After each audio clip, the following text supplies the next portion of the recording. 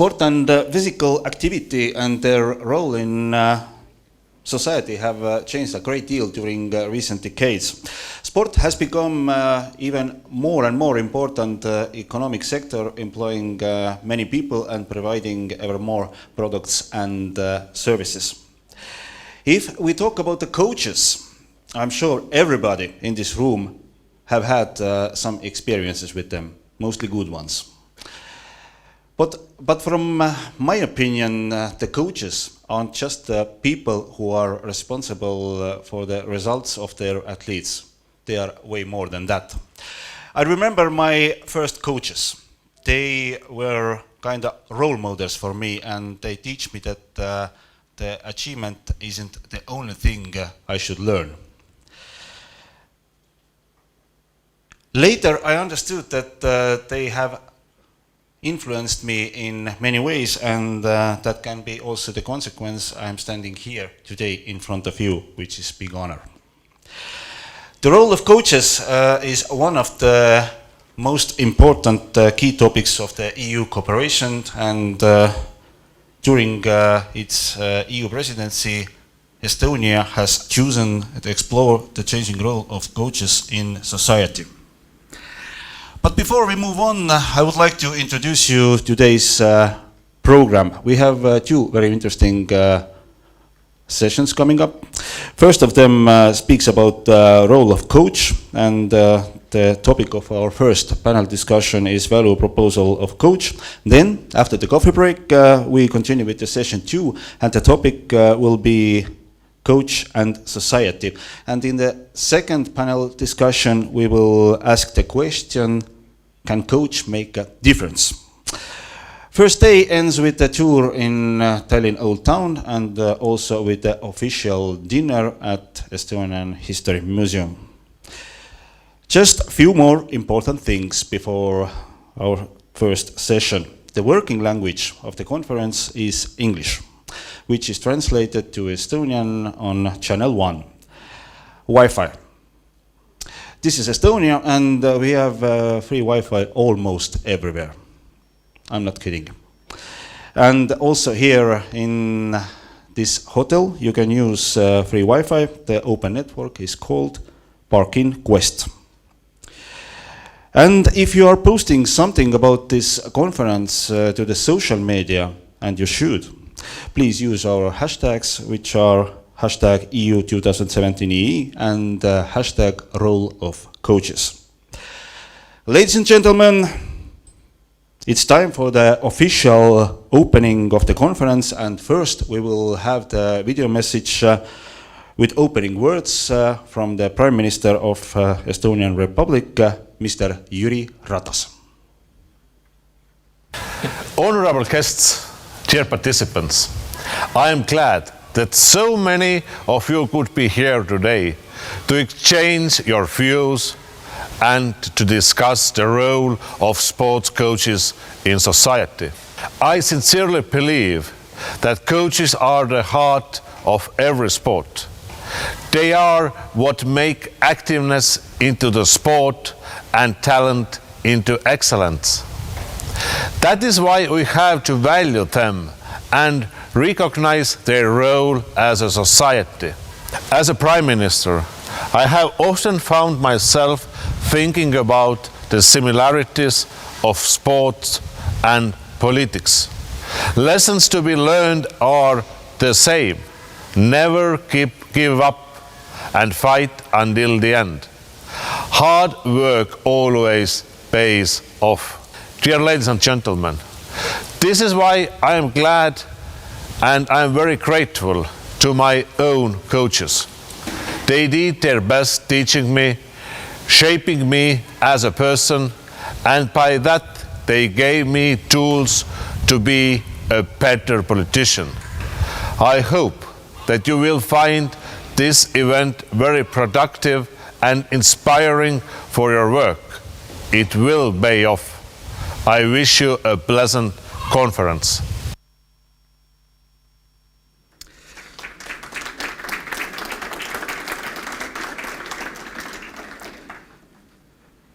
And now I'm honored to invite you to the stage for the opening words, Minister of Culture of Republic of Estonia, Mr. Indrek Saar.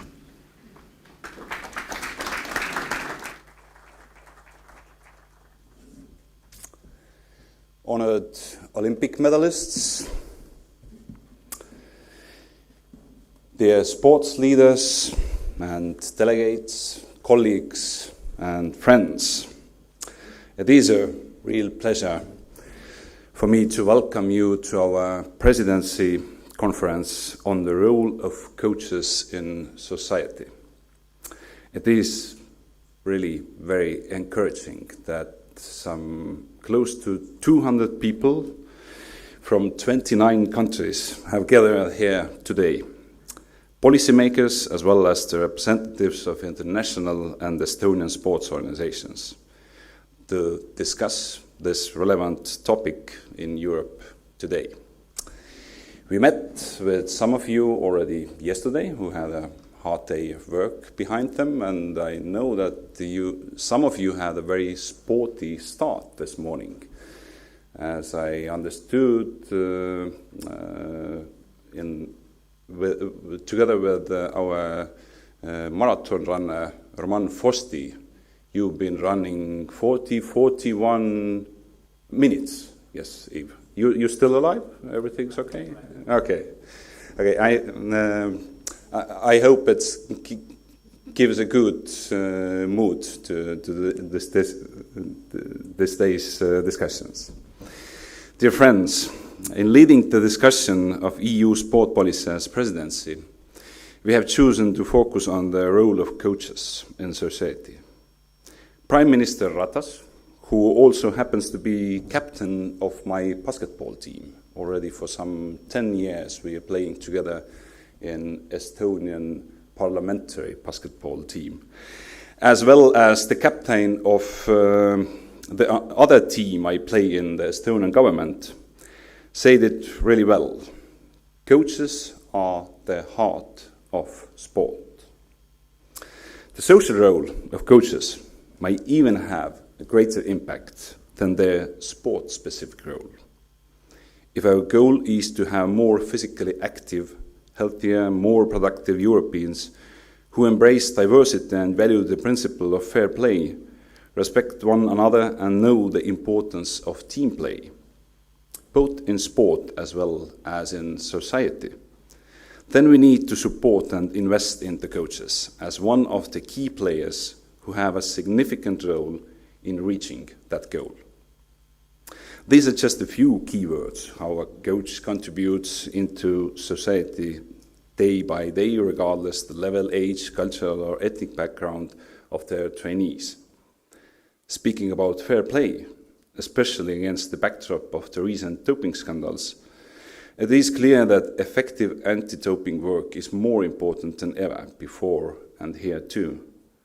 The coaches have their key role to play. The future of the world anti-doping system is currently opened for discussion.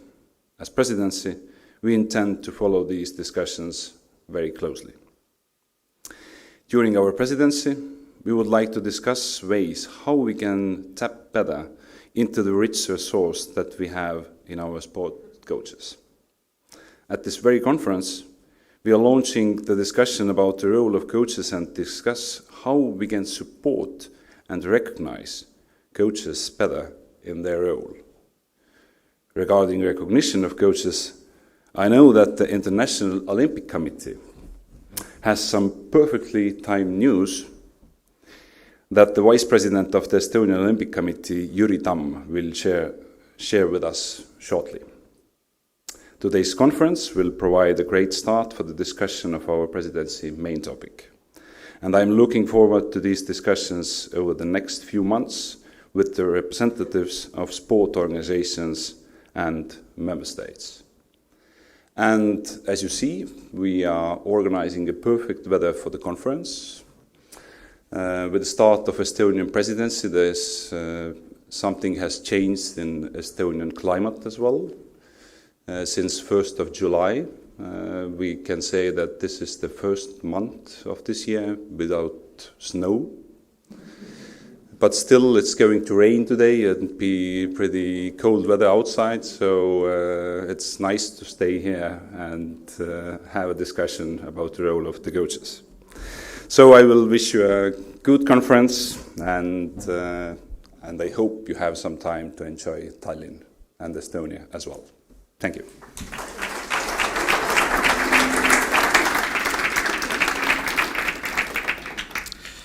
Thank you, Minister Indrek Saar. And now I'm honored to invite to the stage also for the opening words, Deputy Director General DG ESC, European Commission, Jens Nyman Christensen.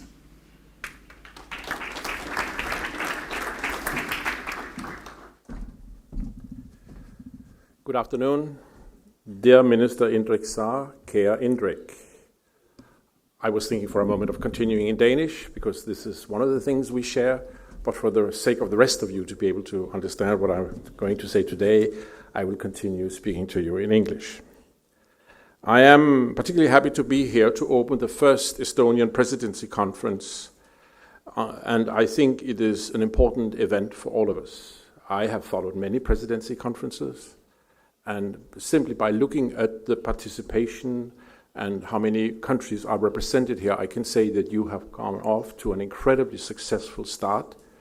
Many conferences by previous presidencies have not had the possibility of having so many countries represented in their sports, or for that matter, other policy area conferences. So I just want to say, well begun, exceptionally well begun, because this is really rare to have so many in these conferences.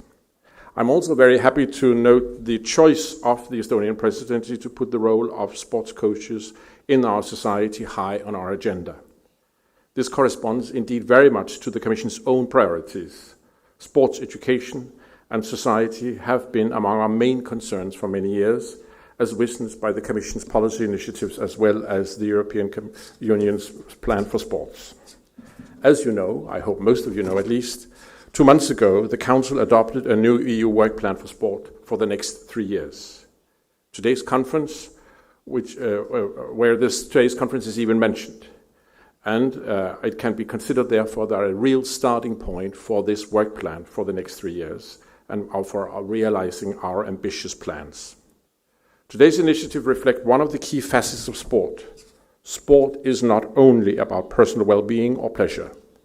It impacts significantly in terms of health, social inclusion, economic contribution, and also education.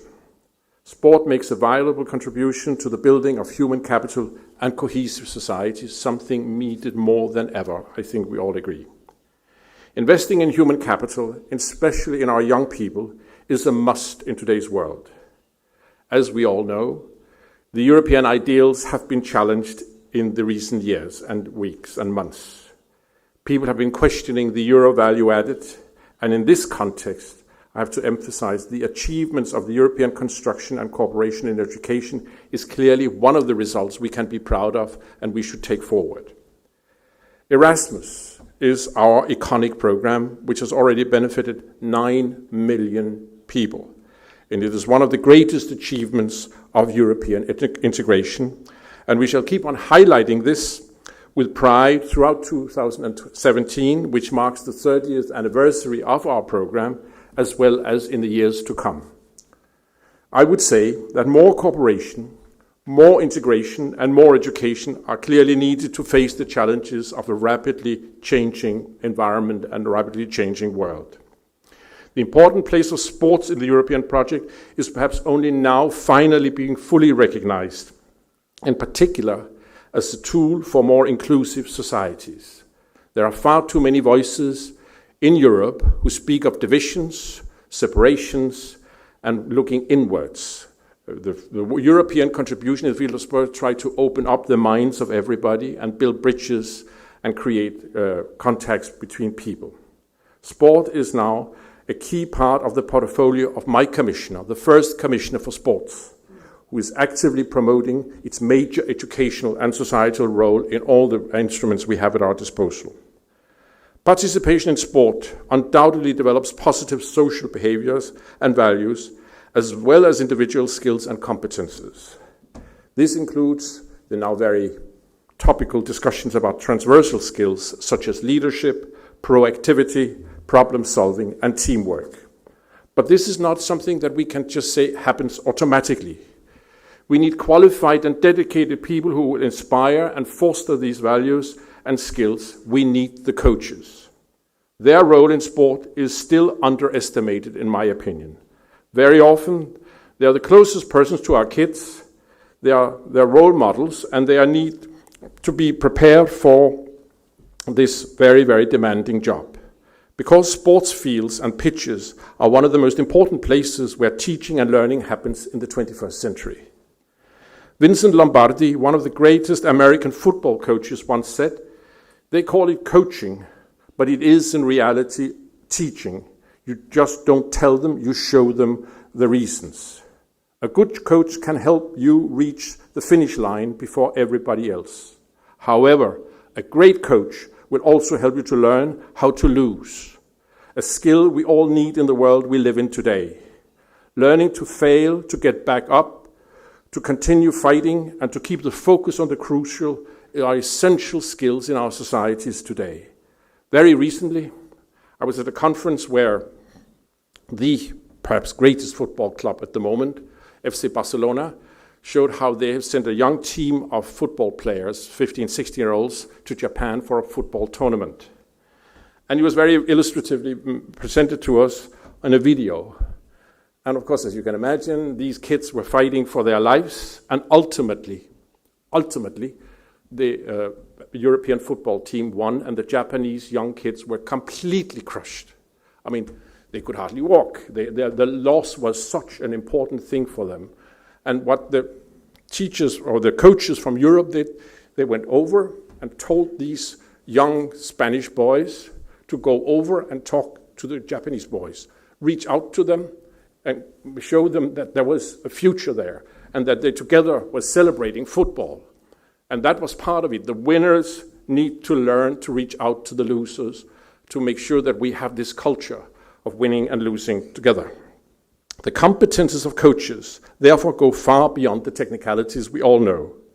Technical skills, sports expertise, and knowledge of the rules of the games are clearly no longer enough.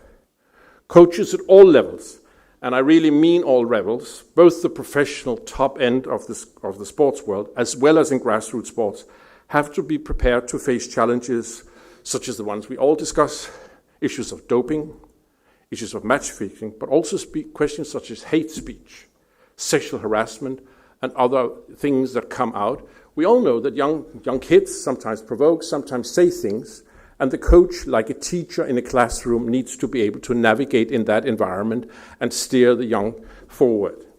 So they need to have strong social and psychological as well as technical qualifications to fulfill that role. To assist our kids and teenage children in the arduous business of growing up, to take their problems and difficulties from sentimental crisis to breaking up families, from bullying to violent radicalization, coaches themselves need a much broader training that we have previously been able to give them. I'm not just thinking of young coaches preparing to enter the profession now, but also of the coaches we already have, the senior coaches I would call them, whatever age they have, who are in this for a lifelong perspective. A focus of education in sport is nothing new for the Commission. Since 2009, we have a specific expert group on this topic, which is busy exchanging good practices and preparing concrete recommendations. Allow me to mention just one important outcome: the report on the inclusion of sports qualifications, mostly describing coaches' qualifications. This document will be presented to you all tomorrow. This experts group will continue to meet under the new EU work plan for sport. Today's conference will surely contribute to the work of the experts, which will focus on the role and the education of our coaches. The European Commission is ready to support the efforts of the member states and of the sports world, investing in training of coaches, instructors, and teachers. The Erasmus Plus sports chapter will support transnational projects in the area of education in and through sports for the first time this year. Several projects will be devoted to training coaches to better face the current challenges of sports. However, We already have good examples in place financed by the education part of the Erasmus Plus program. I'm thinking, for instance, of the Coach Learn project led by the International Council for Coaching Excellence. Its main outcomes are the first European sport coaching framework and an overview of coach education in Europe. We are already reflecting about the future generation of programs beyond 2020. It may sound far away from you. I can tell you it is tomorrow. I'm convinced that the links to education and training in sports will become even stronger than it is today in the next generation of Erasmus Plus programs. I look forward to all the presentations and opportunities to exchange ideas with you today. And let me again thank the Estonian Presidency for the excellent cooperation we've had in preparing for this conference and for the future 6 months. The third edition of the European Week of Sport will officially be launched here in Estonia, in Tartu, a couple of 100 kilometers from here, in a couple of months. And I look very much forward to the event and expect and hope to see as many of you as possible there. Other important events and activities will, of course, follow. So once again, thank you for coming so numerously to this. The Commission is very proud to be associated with the Estonian Presidency's work and effort in this area, and I wish you, as well as, of course, everybody else here, a very successful conference. Thank you.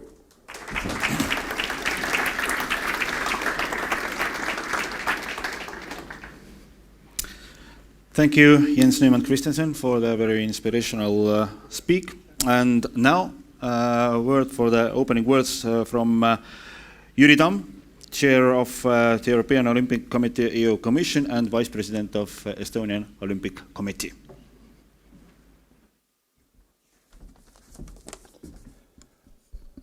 Honorable guests, high representatives of European Union, Minister Indrek Saar, coaches, Olympic champions, colleagues from Olympic family. It is a great honor to stay here in front of you and to deliver greetings on behalf of European Olympic Committees. Like you know, Olympic committees is in every European country playing very important role of the in sport field, and without good cooperation with government bodies and with good partnership with state government bodies, with strong partnership and coordination of our activities, we can't achieve common goals. Sport is a universal tool to make the world better, to make Europe stronger and well integrated. Sure, without coaches, without regular work of thousands of trainers, teachers who are working in a sport labs, in teams, we can't make a dream to reality.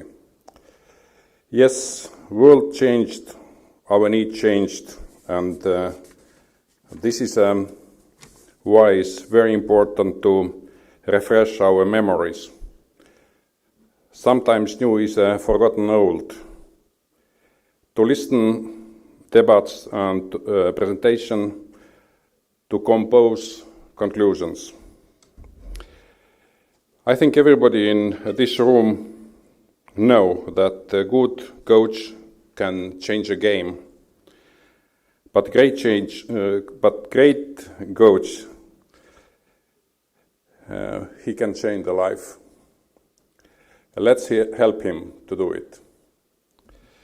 2 days ago, I was talking by phone with my coach, Mr. Bond, Anatoly Bondarchuk. He's an Olympic champion and legendary athlete and coach. He's living and working now in Canada. And of course, yes, I'm 60 years old and I'm still talking with my coach.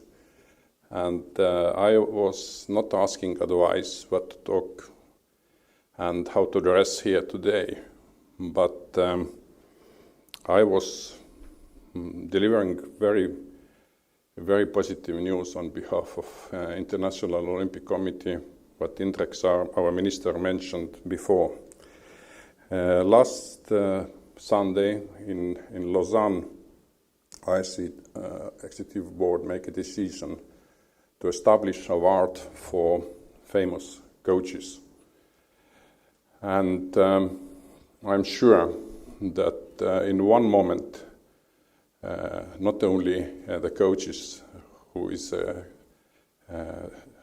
together with team coming to the podium of ceremony to take awards, but also in every individual sport, coaches will be in a podium and will be awarded during Olympic Games and other big events.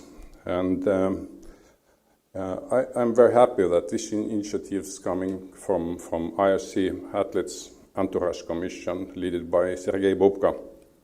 And he was planning to deliver this beautiful and important news to you today, but life is life, and now I am here in front of you. And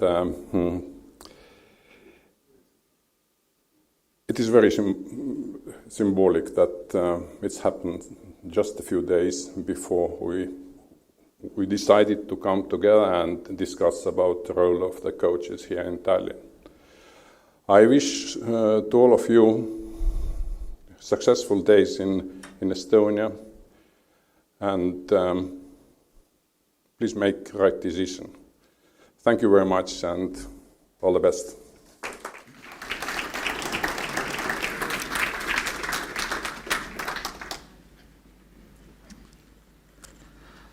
Thank you, Mr. Jüri Tamm. And now it's time to move on with our program. Coaches are the key people in the sports field. There is no doubt in this. In traditional sporting role, coaches are the experts who possess practical and theoretical knowledge, behavior, and values. But the backdrop of sport within society has changed. Does it affect the traditional role of the coaches? And if yes, then how much? This is the question we are looking for the answer in our first session, and we start with a presentation from Sergio Lara-Bercial, Senior Research Fellow, International Council for Coaching Excellence.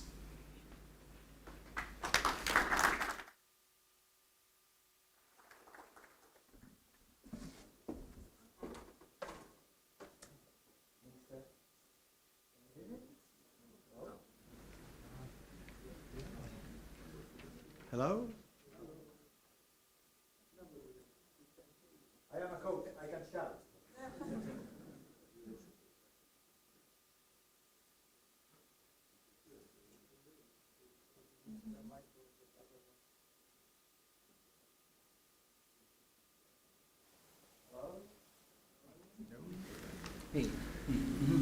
Hello. Oh, we're on. Hopeful. Well, isn't this a bit like coaching? You never know what to expect and you need to be ready. So here we go. Minister, Deputy Secretary General, Chair, colleagues, distinguished guests, I'm going to stay down here because, like I say, I'm a coach. If I go there, I'm going to fall off the edge. I'm sure about that because I move a lot. I'm a basketball coach, by the way, so I know that in Estonia that's a very important sport. We've got another representative and you play basketball. We should have been playing this morning or yesterday, just get to know each other a little bit. And thank you very much for the invitation to come to the beautiful city of Tallinn and the beautiful country of Estonia. And much more to talk about a topic that is very close to my heart, both at a professional and at a personal level, which is coaching and the role of coaches in society. I think the explicit focus on coaching by the Estonian Presidency marks a historic moment for the history of coaching in Europe, particularly for those that have been working very hard for the last 20 years to promote and improve the situation of coaches in Europe. In fact, the organization that I represent, the International Council for Coaching Excellence and the European Coaching Council, have their 20th anniversary this year. So I don't know if you planned this, but it's a fantastic present, so thank you very much for that. Before we start with the presentation, I'm going to set the scene, and I want to show you that quote. It's one of my favorite quotes from a coaching background. A coach will positively impact more lives in a year than most people in a lifetime. And that is easy to say, but I believe it. After 21 years coaching and now having 2 children that are coached regularly by other people, I believe this is the case. But in case you still don't believe me, let me show you some figures. It is estimated that in the European Union, 100 million people every week receive coaching from 9 million coaches. Let me put that into perspective for you. How many doctors work in the European Union? 2 million. How many police officers work in the European Union? 2 million. It might increase though. How many teachers work in the European Union? 6.5 million. Coaching is one of the biggest workforces in the European Union, only to be matched by beneficiaries of the Erasmus program, we just learned, with 9 million as well. So coaching matters, and because of that, it's been recognized in the Work Plan for Sport in the last 3 editions, 2011, 14, and 17. So coaching really matters. Now, I don't know how many of you are aware of the actual meaning of the word coaching, and I think it's always important to remember this meaning. We actually owe it to our colleagues in Hungary. Anybody from Hungary in the audience? Well, thank you very much. Give them a round of applause, because without them, there would be no coaching. So in Hungary, in the north of Hungary, there's a small village called Kocs, which in the 15th century, 500 years ago, they became very famous because they developed this horse-drawn carriage that became the gold standard for coaching everywhere in Europe. And they called them Koci because they came from Kocs. Okay? Now, the word Koci is spread all over Europe to refer to this vehicle, and in the UK became the word coach. So fast forward 300 years, and in the 1800s, in Oxford University, a group of professors there started to refer to the process of coaching as the process of taking students from where they were now to where they wanted to be in the future. Taking people on a journey from A to B. Remember, that's what coaching means.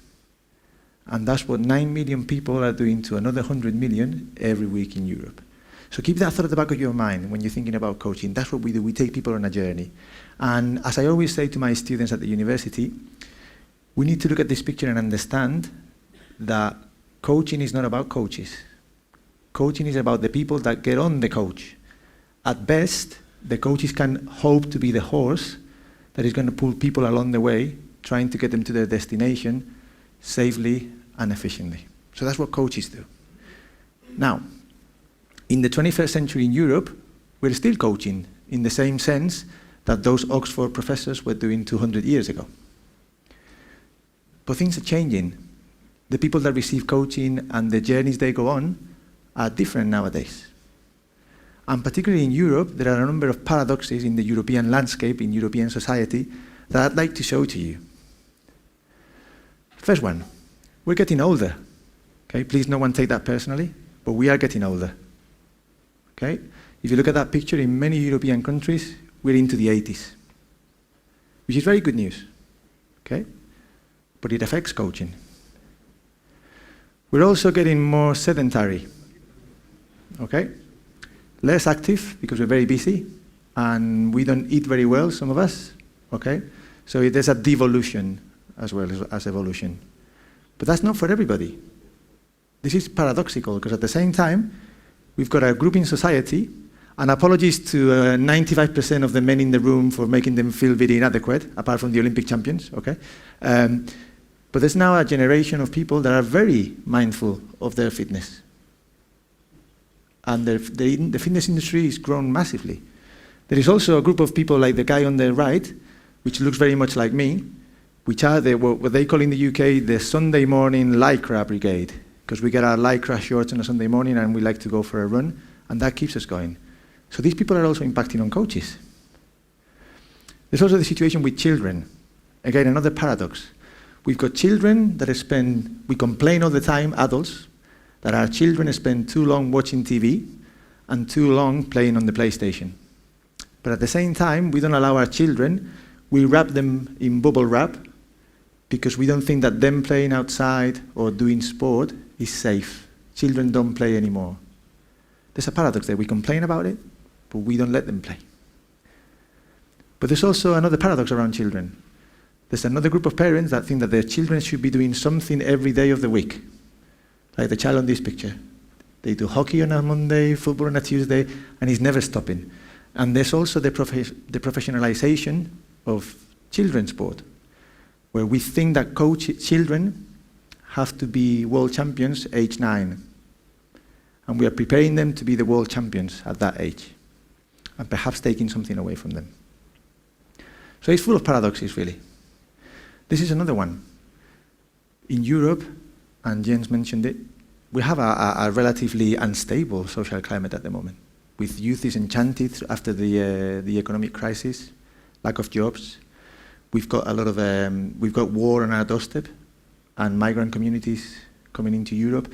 We've got social unrest. And I guess what I'm getting at here is now coaching and sport has to go beyond the traditional view. It is just about performance improvement and skills and fitness. Is that we also have to understand that coaching is transcending traditional sport goals. Coaching is about much more now than just teaching people how to play a sport. Now, in this document that we released a couple of months ago, thanks to a grant from Erasmus to run a project CoachLearn, which you can download from our website, coachlearn.eu, in the European framework, we agreed that the outcomes of sport participation come in 3 ways. The traditional sport skills and fitness elements, but also a big area of personal development, life skills, workplace skills, social capital, and also life experiences. The fact that sport just provides people with experiences that shape who they are, that shape their life. So we need to look at the role of the coaching society in a much broader way than we've done in the past. It means that now coaching is not the privilege or the prerogative only of the Olympic athletes. Coaching is everywhere and for everybody. All these people that we saw before are potential beneficiaries of coaching. We also know that sport now has 2 different camps or 2 different pathways. The traditional sport for sport's sake, but also sport as a vehicle, where sport is there to deliver added value to society, which is what we're talking about today. And we need to be clear how that impacts on coaches and therefore on their education and their employment, because it does impact. How does it impact?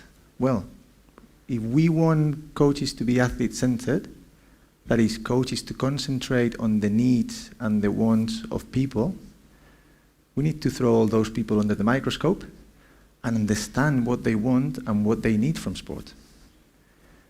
Because a child doesn't need the same thing as an Olympic athlete, or a young teenager trying to become an elite athlete doesn't need the same, or an older person trying to just stay fit doesn't need the same.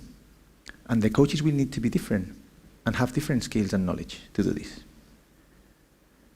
So coaches need to be able to do the job, and they need to have the right skills for that job.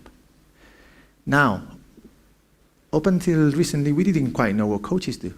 And I think the perception out there is that coaches, mostly, is all about putting cones on the floor and having people run around cones.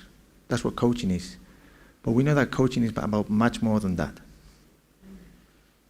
In the framework, we try to define the primary functions of the coach. In other words, what do coaches do day to day? That's a complex diagram, so I'm going to talk you through it very quickly. Now, if you look at the tip of the pyramid, if you want the tip of the iceberg, that's what we've been concentrating on in the past 50 years in coach education. Conducting practice and competition. They're putting the cones down and blowing your whistle. That's what we think that coaching is. What we know now is that coaching is about much more than that. First of all, if you look at the blue circle around it, is that before you think about coaching, you need to think about the context in which you are coaching and the needs of the people in that context.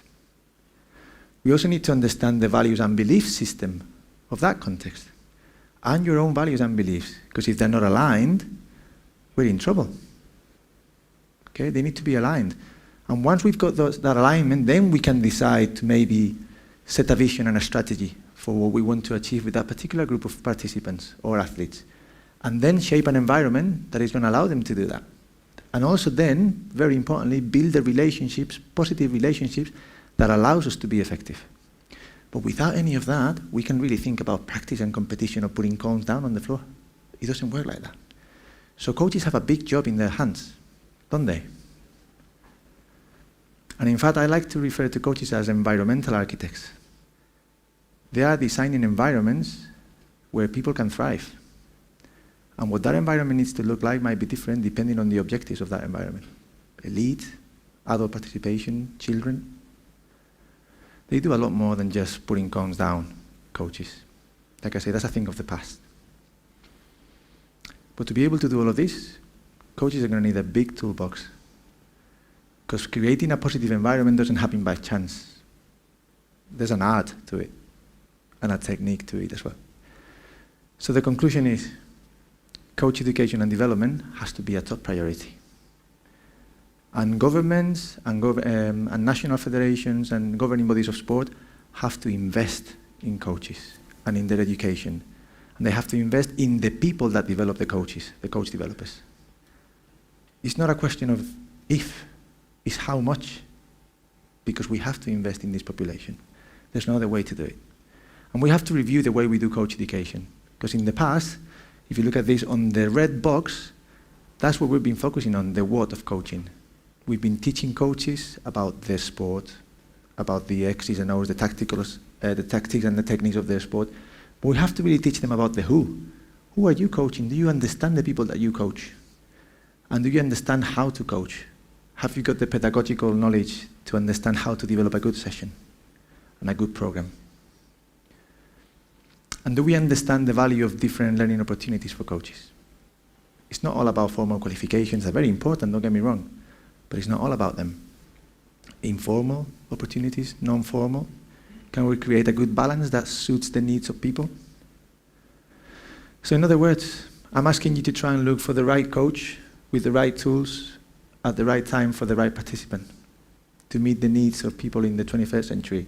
We need the Swiss Army knife of coaches out there because they need all these tools. They can't just be a cutting tool. They need all of these other things.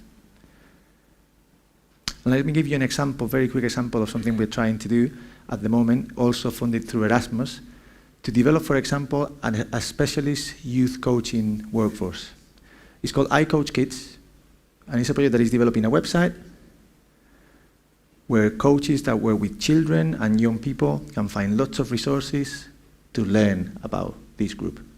Because they're not adults. We can't coach them like adults. And we need to be mindful of that. And in the future, we're going to create 3 free online courses talking about digitalization of the presidency as well, where any coach in Europe and indeed across the world can access those courses free of charge. That's what we're trying to do there.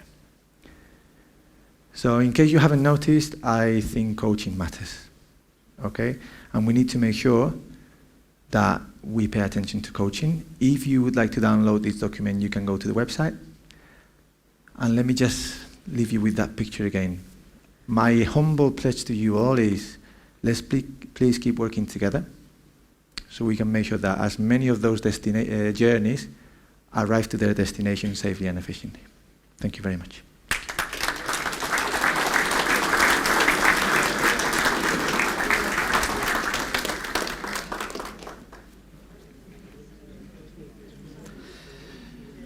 Thank you, Sergio. It was very great beginning of our conference, and before we move on, we have an opportunity to ask questions from Sergio, if there are some questions, and for that, please raise your hand. We hand you over the microphone, and please, for the question, raise. So, do we have questions to Sergio?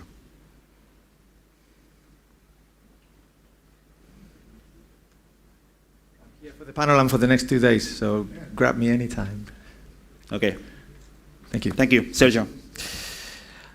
So, let's move on. Like we said earlier, the role of coaches has changed a lot during last decades. But will it change in the future also? And how can we see the coaching, let's say, in 2014? Our next speaker comes from Estonia, and the topic of his presentation is Coaching and the Future.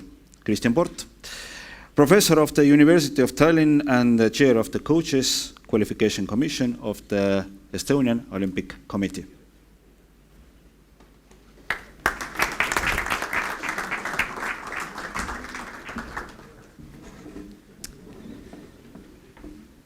Dear, now I will omit all the excellencies and minister, but I will start just dear human beings in search of happiness through sport and physical activity.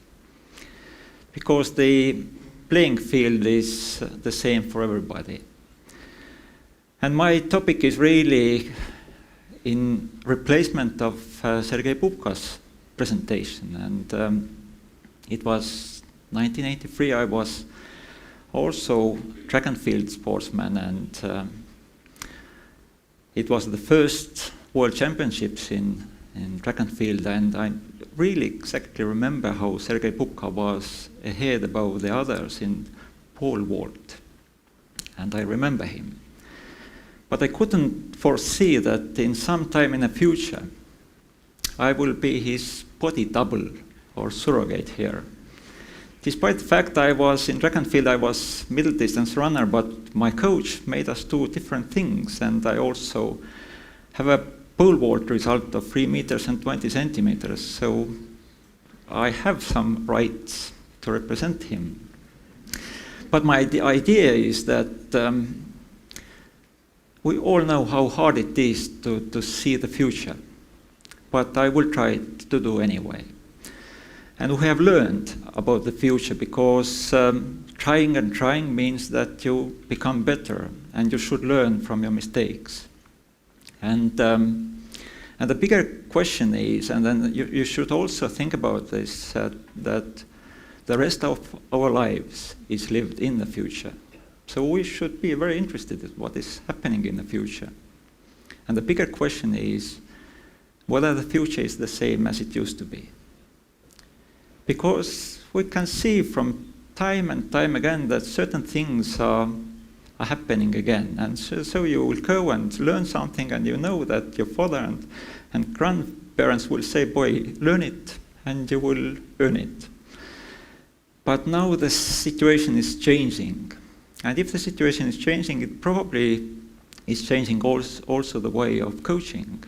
And if we don't take into consideration, we are starting to do mistakes. And therefore, the next 15 minutes I will try to open your mind to thinking out of the box what may happen in the future and what influences and impacts it will have on the way of coaching.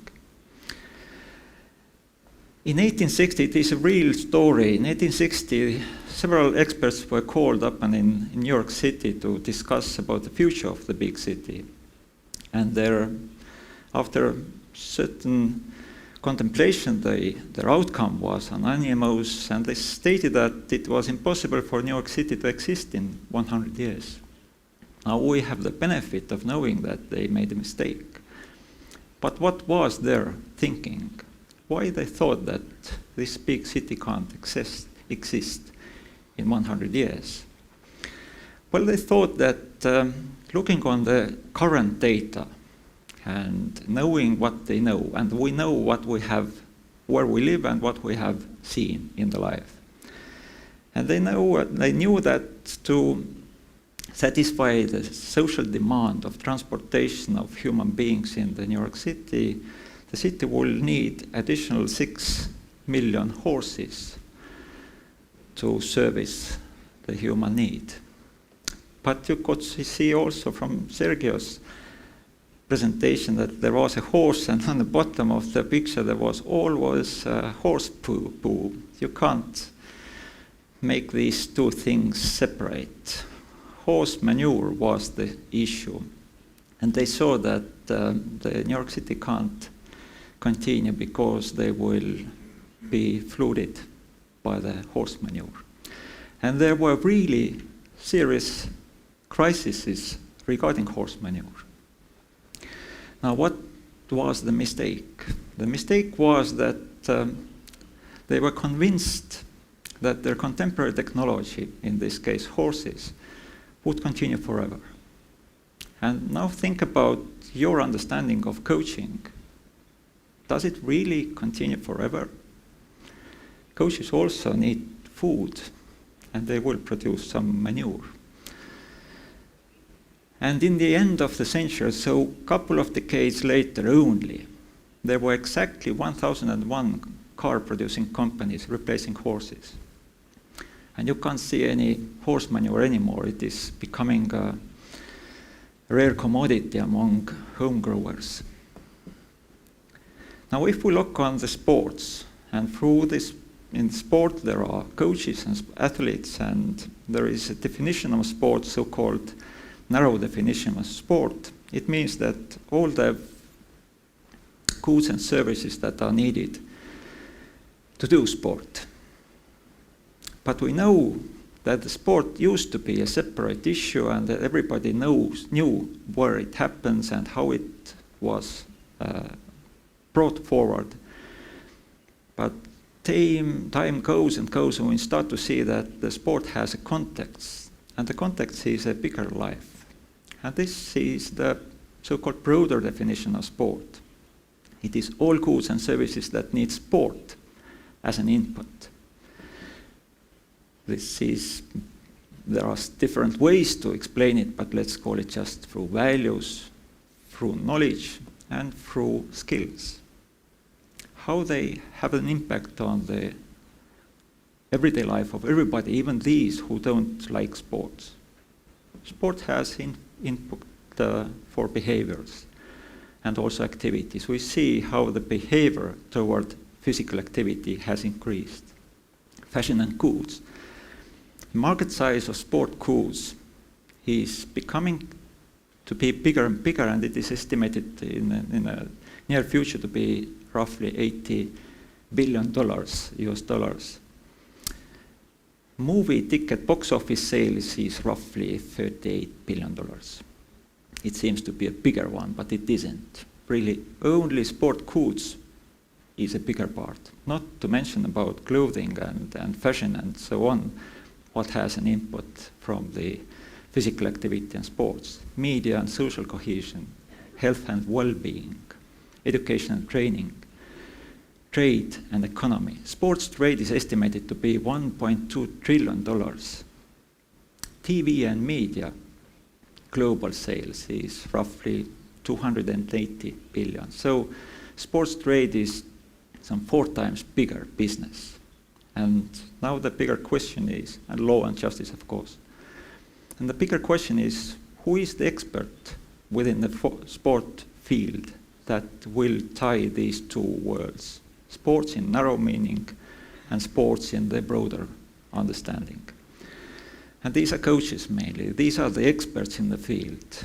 These are trainers, instructors, athletes, name as you wish, also managers and so on, but the coach really has a central pole. And the workforce in EU, based by narrow definition, it was 1.5% of total workforce.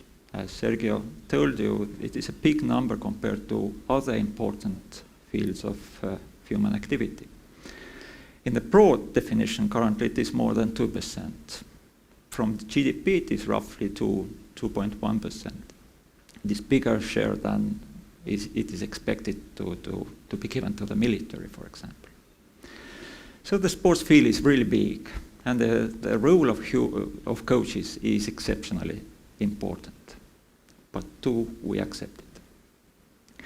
Well, the Paul Valéry, a Frenchman, a French poet, said that the trouble with our times is that the future is not what it used to be.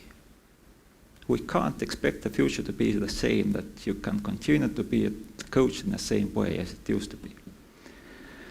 And also, an expert in technology, Roy Hodgson, said that we tend to overestimate the effect of technology in the short run and underestimate the effect in the long run. If you will make some kind of questioning among common people, what is important technology that has influenced on you, everybody will probably say that it is internet. But probably the washing machine has a bigger impact, at least currently. Washing machine has changed the way of the family works, the female part of occupation and job market and so on. So our everyday life is influenced more by introduction of washing machine. So it means that there are certain small things that have a big impact, and we have to at least to try to understand it. Manufacturing sector, just follow the gray graphs, gray bars. In 1980s, it took 25 jobs to generate 1 million as a manufacturing output. Now it is roughly 6.5 persons to generate 1 million. What will happen to the rest of the human beings on the job market? World Economic Forum estimated in the spring of this year, it is based on the McKinsey analysis. You can follow just the blue color. It is based on estimation that already available technology is able to replace the jobs made roughly on the half of the job market. What will happen to the human beings that don't do any jobs or work? Their leisure time will grow. Shorter working careers are already there. Increased life expectancy is here. Changing working arrangements is here. More job sharing and part-time work and gig economy. Housework is taking less time and so on. And sports fair is not anymore only for the athletes. There are more and more elderly and active retired groups, people with disabilities, mothers and toddlers, for some reason, mainly exercise and well-being, ethnic minority groups, and the unemployed. And these are not so-called athletes in the narrow sense of the meaning and understanding.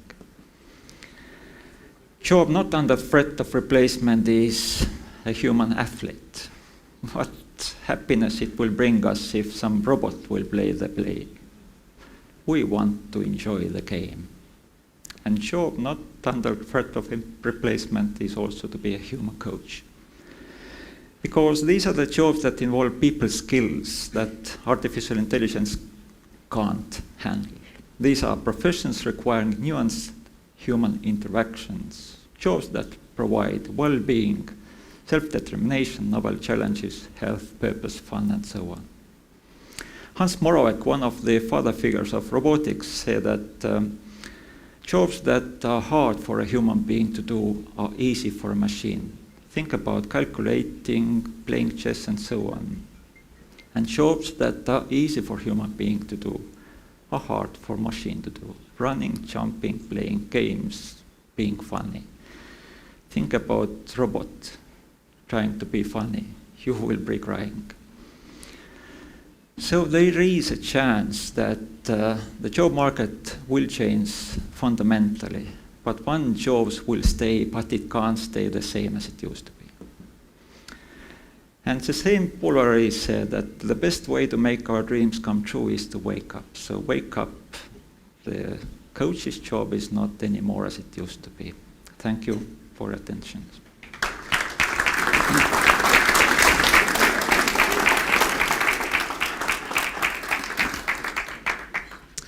Thank you, Christian. And also, Christian is ready to answer your questions if we have some questions from the audience.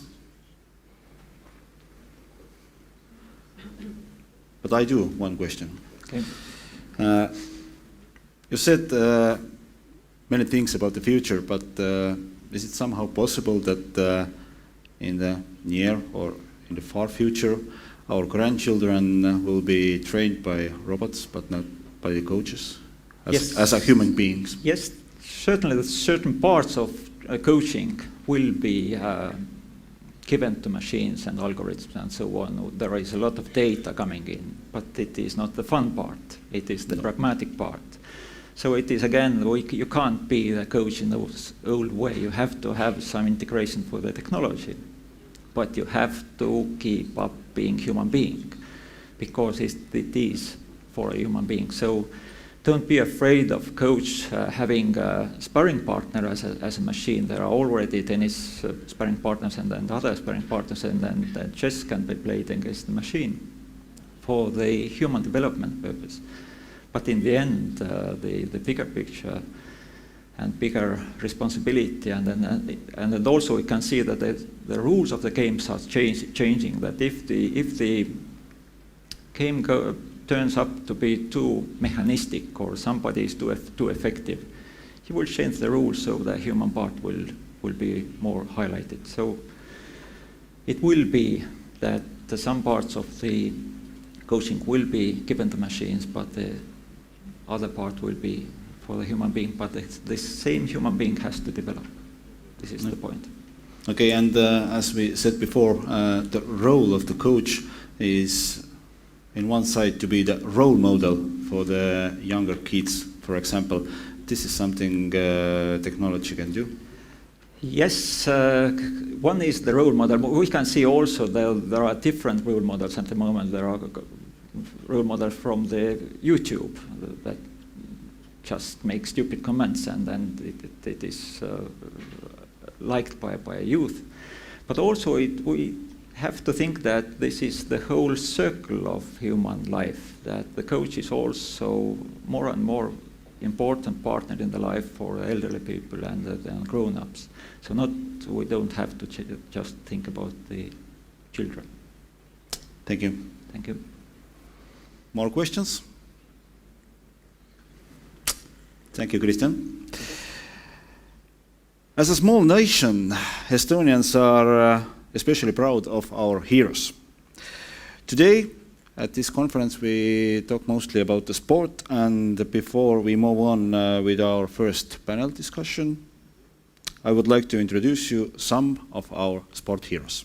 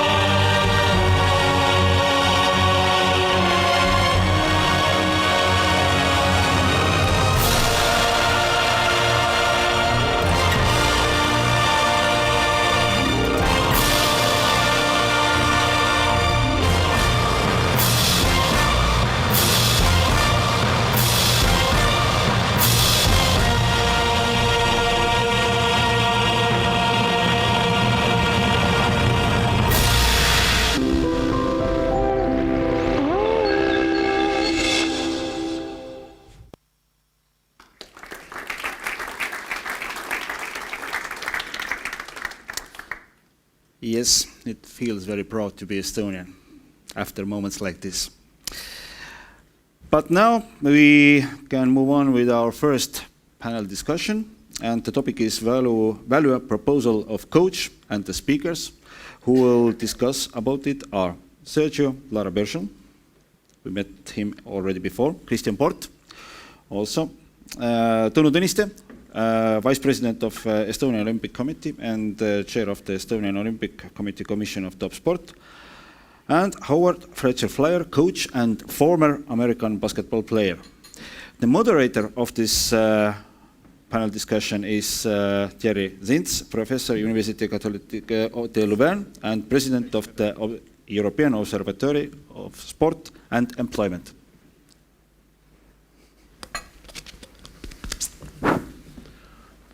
So, thank you for your introduction. Thank you also for those beautiful images about Olympic athletes. It's always emotional, and as the colleague said, you never will use a machine to replace emotions. So thank you, Estonia, for those beautiful images. Christian just remembered us that sport is considered to be an economic sector. But coaching is about skills, competencies, qualifications, emotional intelligence, and transversal competencies, sometimes called soft skills. So, coaches are working with high-level athletes, professionals, non-professionals, but also in the context of sports for all, sustaining the quality of life through health-enhancing physical activities. And as a consequence, coaching should be a knowledge, a socially highly valued work.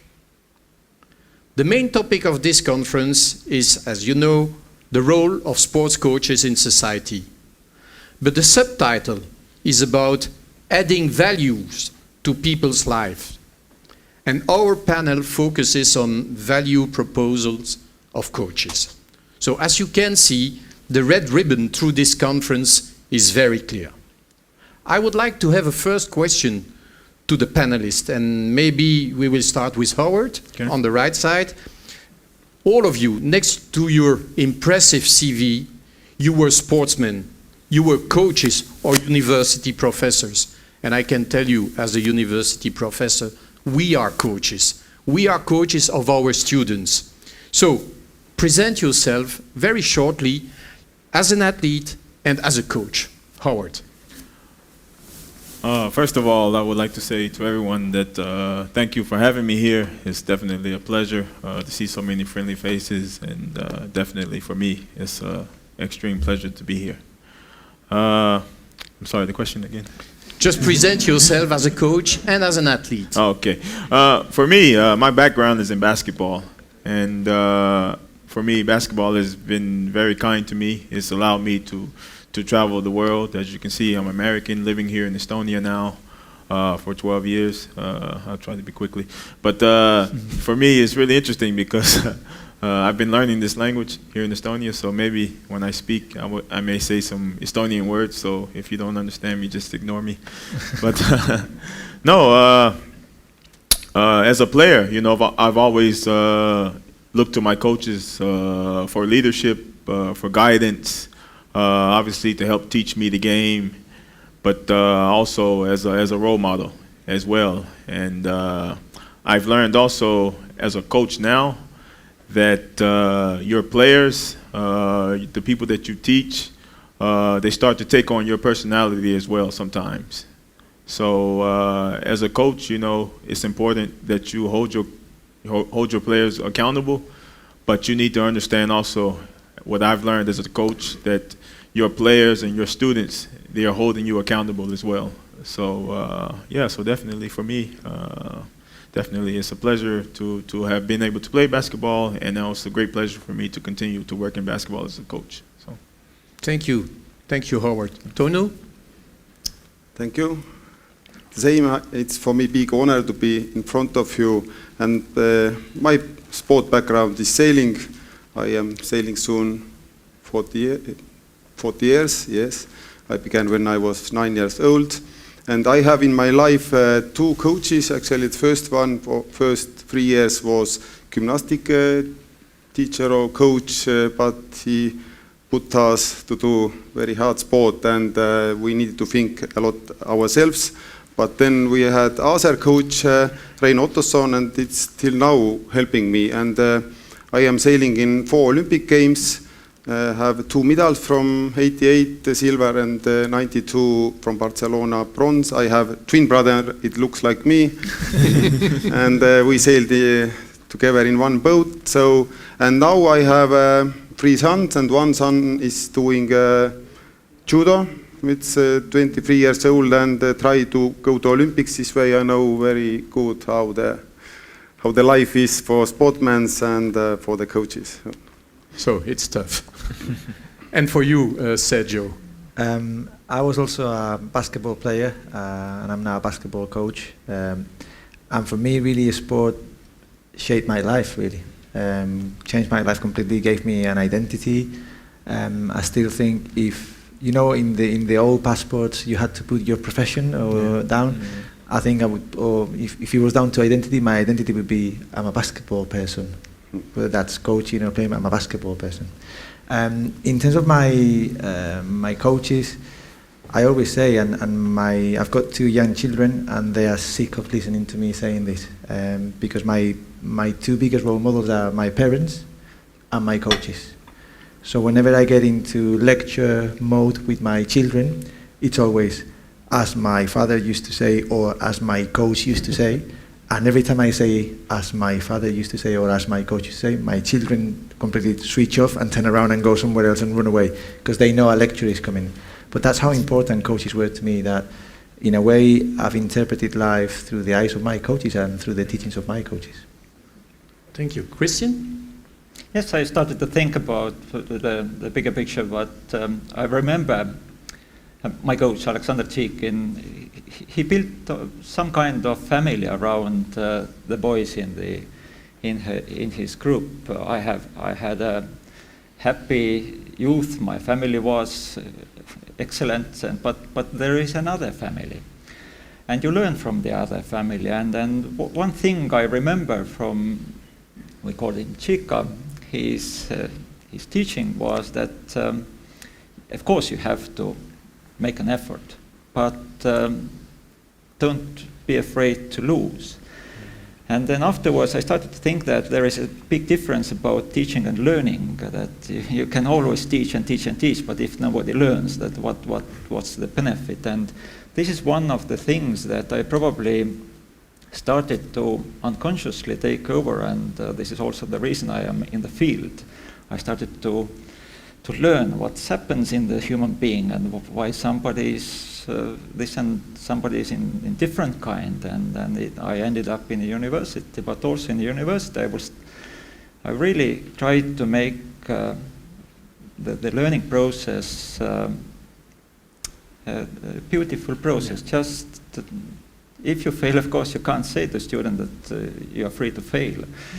They wouldn't like it, but you are free to fail, but don't lose the love to the topic. And then really the majority of things you will learn throughout your life is the ability and openness to learn. So the sports opens your, in the youth, this is the first time you start thinking these things, and probably it is not from home. Your home, mother will say, where is your dirty underwear? And then father will say this and that, but these big things you discuss with some other persons. These are the guys in the group and your coach. Okay, thank you. So when I was listening to you, I was thinking to this sentence, the mother is the first coach because she brings you to sports. And I was remembering Koski, your coach, on the picture. But nowadays, we are confronting 4 words, in fact: coaching, teaching, educating, and learning. And everybody in the group was giving a particular sense to each of these words. And so I would like you to go back to a few years ago when you were an athlete. What were your expectations toward the coach? What was your expected added value from your coach? And feel free now to interact. We will leave the order. Who wants to start? What was the expected added value you had as an athlete from your coach? Howard, I feel you are ready. Yeah, I mean, you are dunking. Not anymore. No, listen, for me, first of all, my first coach, and I think this starts for a lot of kids, for a lot of youth, my first coach, although he wasn't, as a job title as a coach, was my father. Yeah. You know, I enjoyed growing up with my father, spending times at the park, you know, playing basketball, learning these things from him. Actually, my first sport was American football, actually, because my father was an American football player, and eventually I moved over to basketball. But yeah, definitely, my expectations were in the beginning were that I knew that I wanted to be a good basketball player. First of all, I wanted to be as good as my friends who were better than me. And I understood that I wasn't going to get there alone. Okay? So for me, as I joined basketball trainings, I expected my coach to help me get there. Like you said, that the coach is like, I use coach as like the vehicle to get me from point A to point B. And eventually I was fortunate to have different coaches that were able to help me reach those levels. But in addition to that, becoming a better player, you know, as a kid, you don't think about these things. You don't think about, you know, that you want your coach to teach you, you know, how to be respectful and these things. But afterwards, you learn that, you know, your coach over the years has influenced you. You know, to show respect to your teammates, to the other people around you, respect the game, you know, and you take this respect home, you respect your parents, and you know, it's all around respect everywhere. But yeah, for me, the biggest thing was that I expected my coach, like I said, to hold me accountable and to teach me these things. So, yeah. Okay. Tonu, your coach was not in the boat with you, so what were you expecting from him? He was helping secure us all the time, but I think for me the coach was like the secure person, an advisor, the creator of the big plan, psychologist. It's very important for sportsmen, and sometimes he protects us against too much attention. So. And what I want to mention is that sometimes athletes think that the other coaches are maybe much more business-like or know better how the things to do.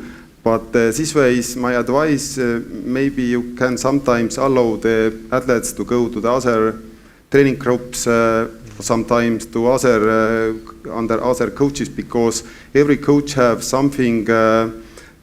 Some knocks, some ideas, something new to say this way, and wise athletes take some tips suitable for them and can using this, and it's what we did all times, everywhere, some points for us, and I think it helps a lot. Thank you. Sergio? I think, or you want to go first? You know? No, I will learn from you. He wants to have. Because if you go last every time, you're gonna always be in trouble.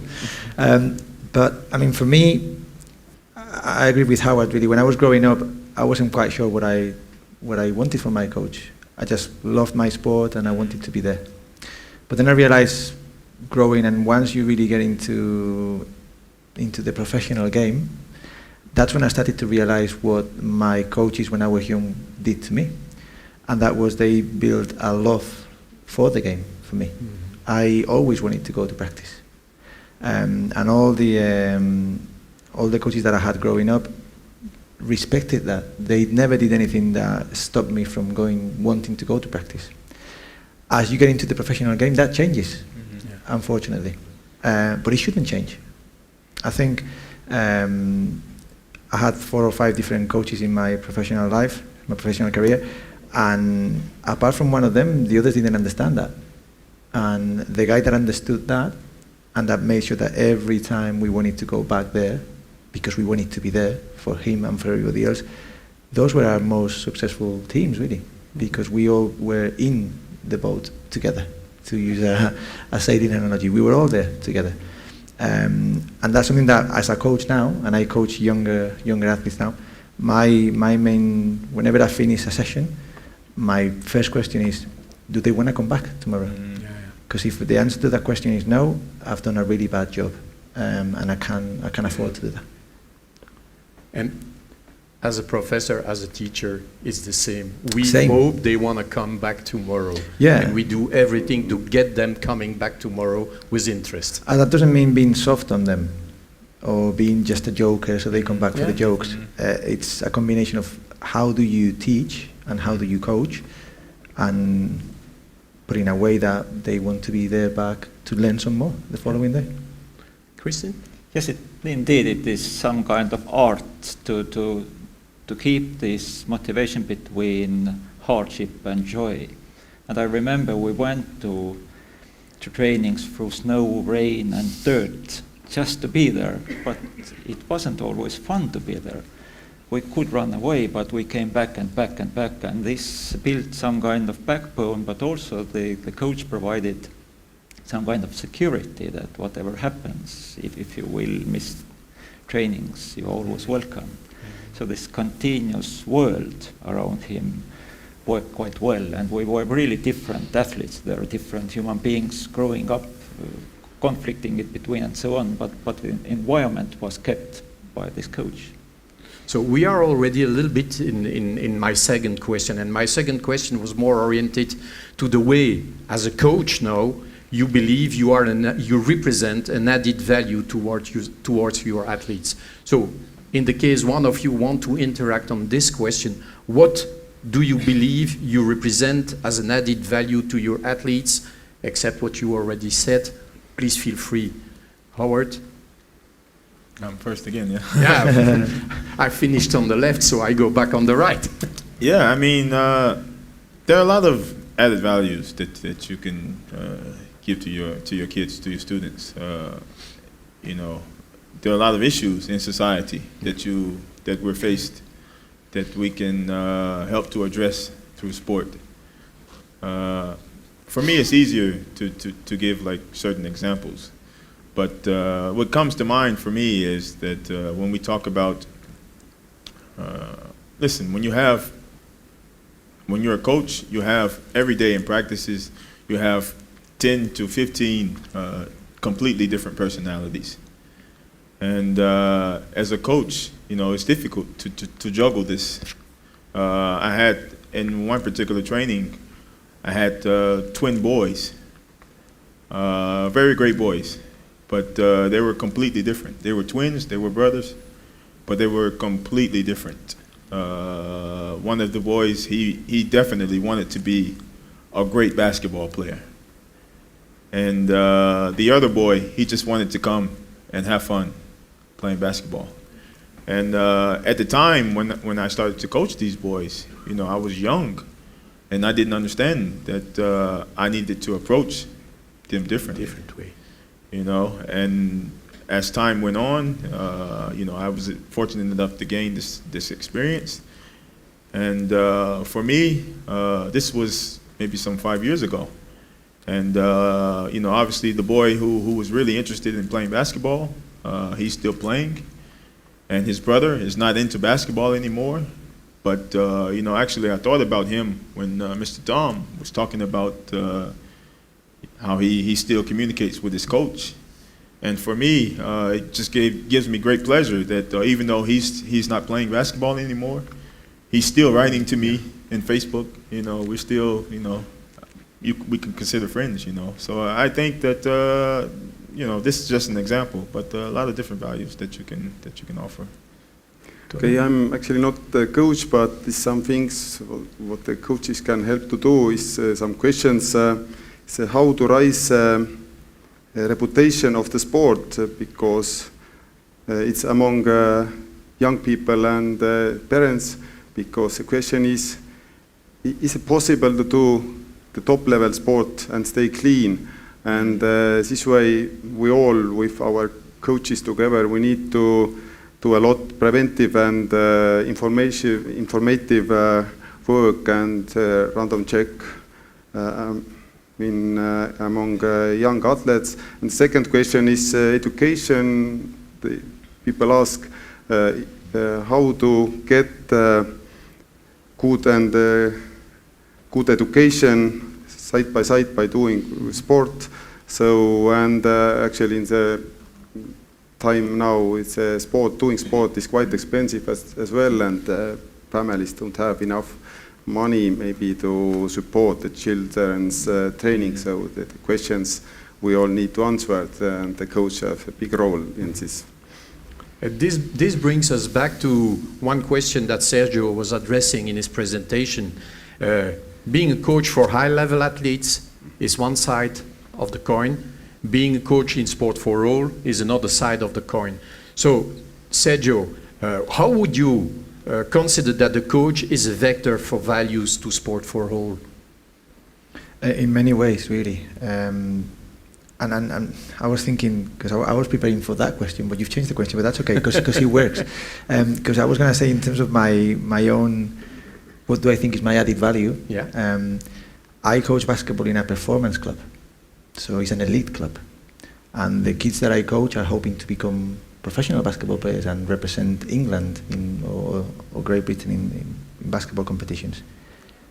But they're 13 years of age. Mm-hmm. So really, that's so far down the line that cannot be my goal. I coach in a performance club, but a lot of my values are the same as a Sport for All. I need to ensure that those kids come back every day.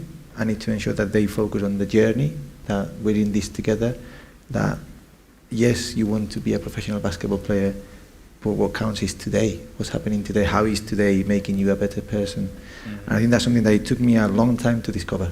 I think when I started coaching, I felt that every person I was coaching was a potential Olympian. Okay. And that's not the case. It's not the case in elite sport, and it's not the case in Sports for All. So I think although they have to be different, I think there are a lot of similarities, a lot of things that we can teach coaches that apply to both worlds, because I think they're the key to a successful relationship, really. Christian, you want to react? Yes, I agree. Good reaction. Yeah, sure.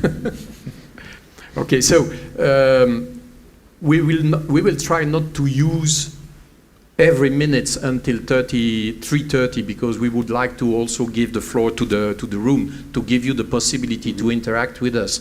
But the Estonian presidency considers that coaches should be the right persons to resolve social challenges through sports.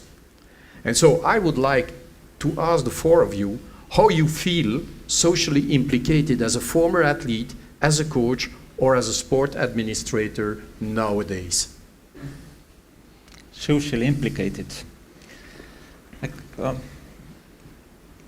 It means that you have certain challenges, and then one of the interesting challenges I've thought about lately is this so-called mammal or middle-aged men in liquor. And this, yes, everybody is. I'm just observer in the bunch, but it means there are a lot of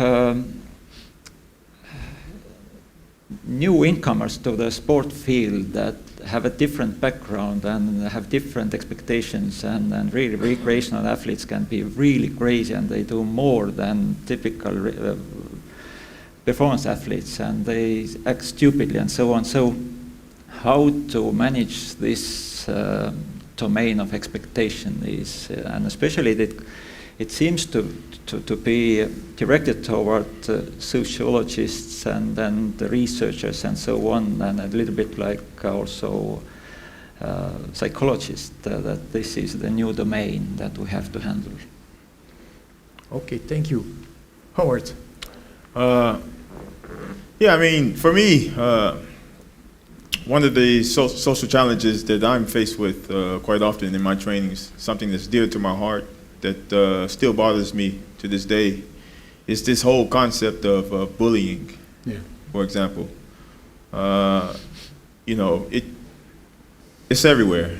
It starts in the schools for different reasons, but as a coach, I'm always trying to be aware of these problems in the practices when kids are being bullied, because, like Sergio said, that definitely as a coach, you want that your players are returning to the practices, but as a coach, you need to monitor these situations, because sometimes it could happen that maybe your players enjoy to actually play the game, they enjoy to be in the practices, but what they don't enjoy is the bullying that's coming from their teammates.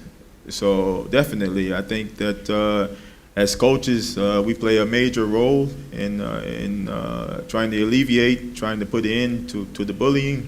We play a major role in, like as Tonu talked about, trying to keep the sport clean, leading the way with this, trying to make sure that athletes understand the value of participating cleanly in sports. But yeah, I mean, there are a lot of issues. But for me, the biggest thing is this whole concept of bullying.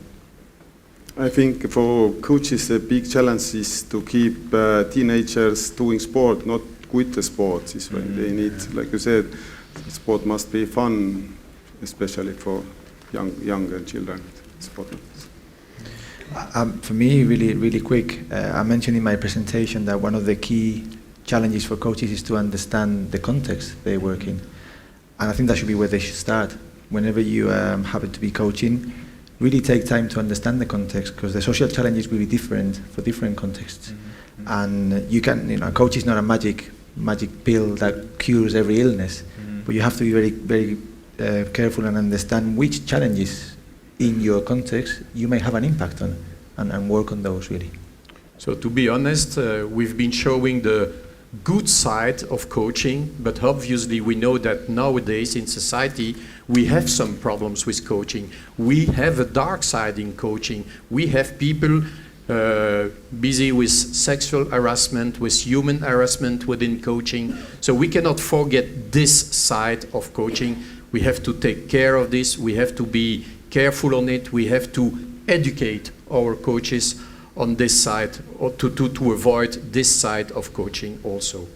I would like to have a last questions to the four of you before to go to the room.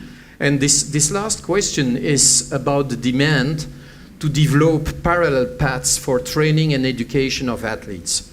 Do you support the idea that long-term education should not be separated from short or mid-term coaching and training? Meaning by this that an athlete's career ends at 25, 30, 35, but after that there is still a long way to go in society. So how do you see this link between coaching, long-term, short-term, mid-term, and education on the long run? So are we talking about the whole dual career scenario? Really, I was on the topic of dual career without using the terms. Yeah. Yes. I think it's very important. I mean, back to a previous comment, thankfully I don't believe now that all the people that I coach are going to be Olympians and play in the NBA. And I've realized that really I have to contribute to their overall education. Mm-hmm. And the role that sport can play in that is very important. We have to make sure that we don't focus too narrowly on developing the athlete, because behind every athlete there is a person. And I think that's a fundamental thing that we all need to understand, that we cannot compromise the education of the person for the education of the athlete. They need to go hand in hand, and if you push me, one has to go before the other. Yeah. I mean, we have a great example here in Estonia. Our Prime Minister, he has a background in basketball, Jüri Ratas, who made the opening speech. Actually, he's a really good basketball player as well.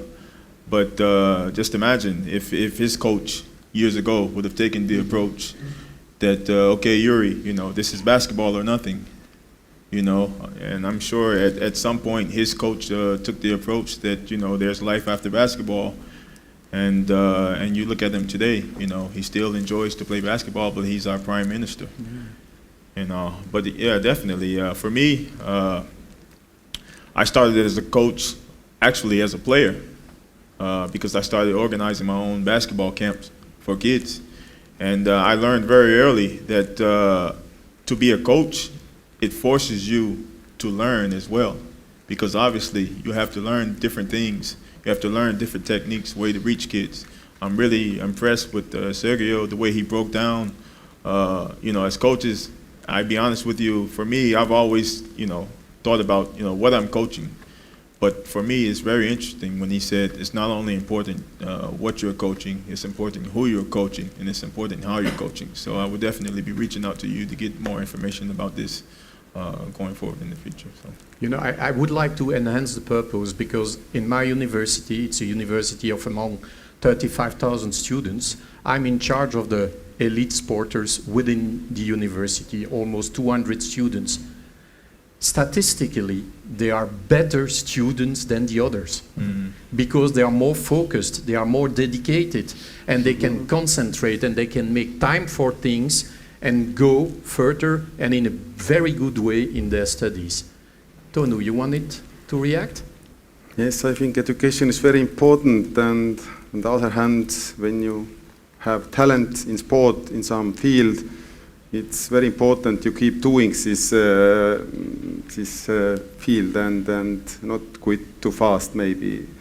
And so I actually made my education later when I stopped sport and a little bit worked some business, and then was easy to do the education. Can I just add one more thing? Please, that please. As a basketball coach, we need to have certain licenses and certain levels to coach, and we're very fortunate here in Estonia. They provide these things for you, but and I do a lot of self-help. I do a lot of reading, different books of different coaches, different books from different about leadership and these things. But the reality is that even as a coach, the more you learn, the more you understand. We need more. Yeah. We need more seminars. We need more of these conferences. We need more cooperation. We need more opportunities. Hopefully, Sergio, while you're here, hopefully I can connect with you, because there are things that I want to learn from you as well. But we need more of these conferences and things, and going forward. So definitely.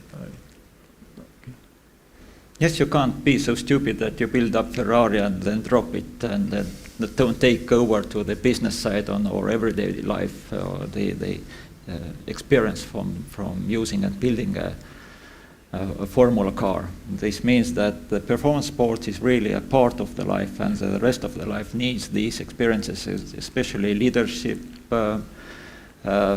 emotional intelligence, transfers knowledge and so on. It is beneficial for the whole society, so it is reasonable for the society to reach out when the athlete will say that my main goal is sports only. Try to introduce the learning part, so it is beneficial for the society later while.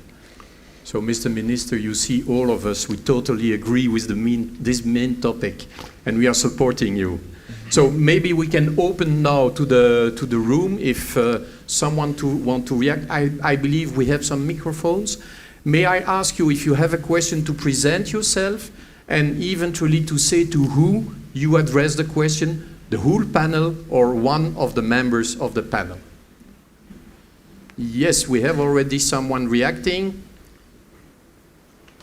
Thank you. Hello, I'm Gaetan Garcia from TAFISA, the Association for International Sport for All. First of all, I would like to thank the whole panel for your insightful discussion. Now, my question, I will try to keep it short. It's really about mostly the kids and teenagers, about how can coaches really reach out to them. Because you already mentioned that it's important for the coaches to really try and make it hard, make a lot of effort to keep people coming every day again back to the practice, which is already quite difficult.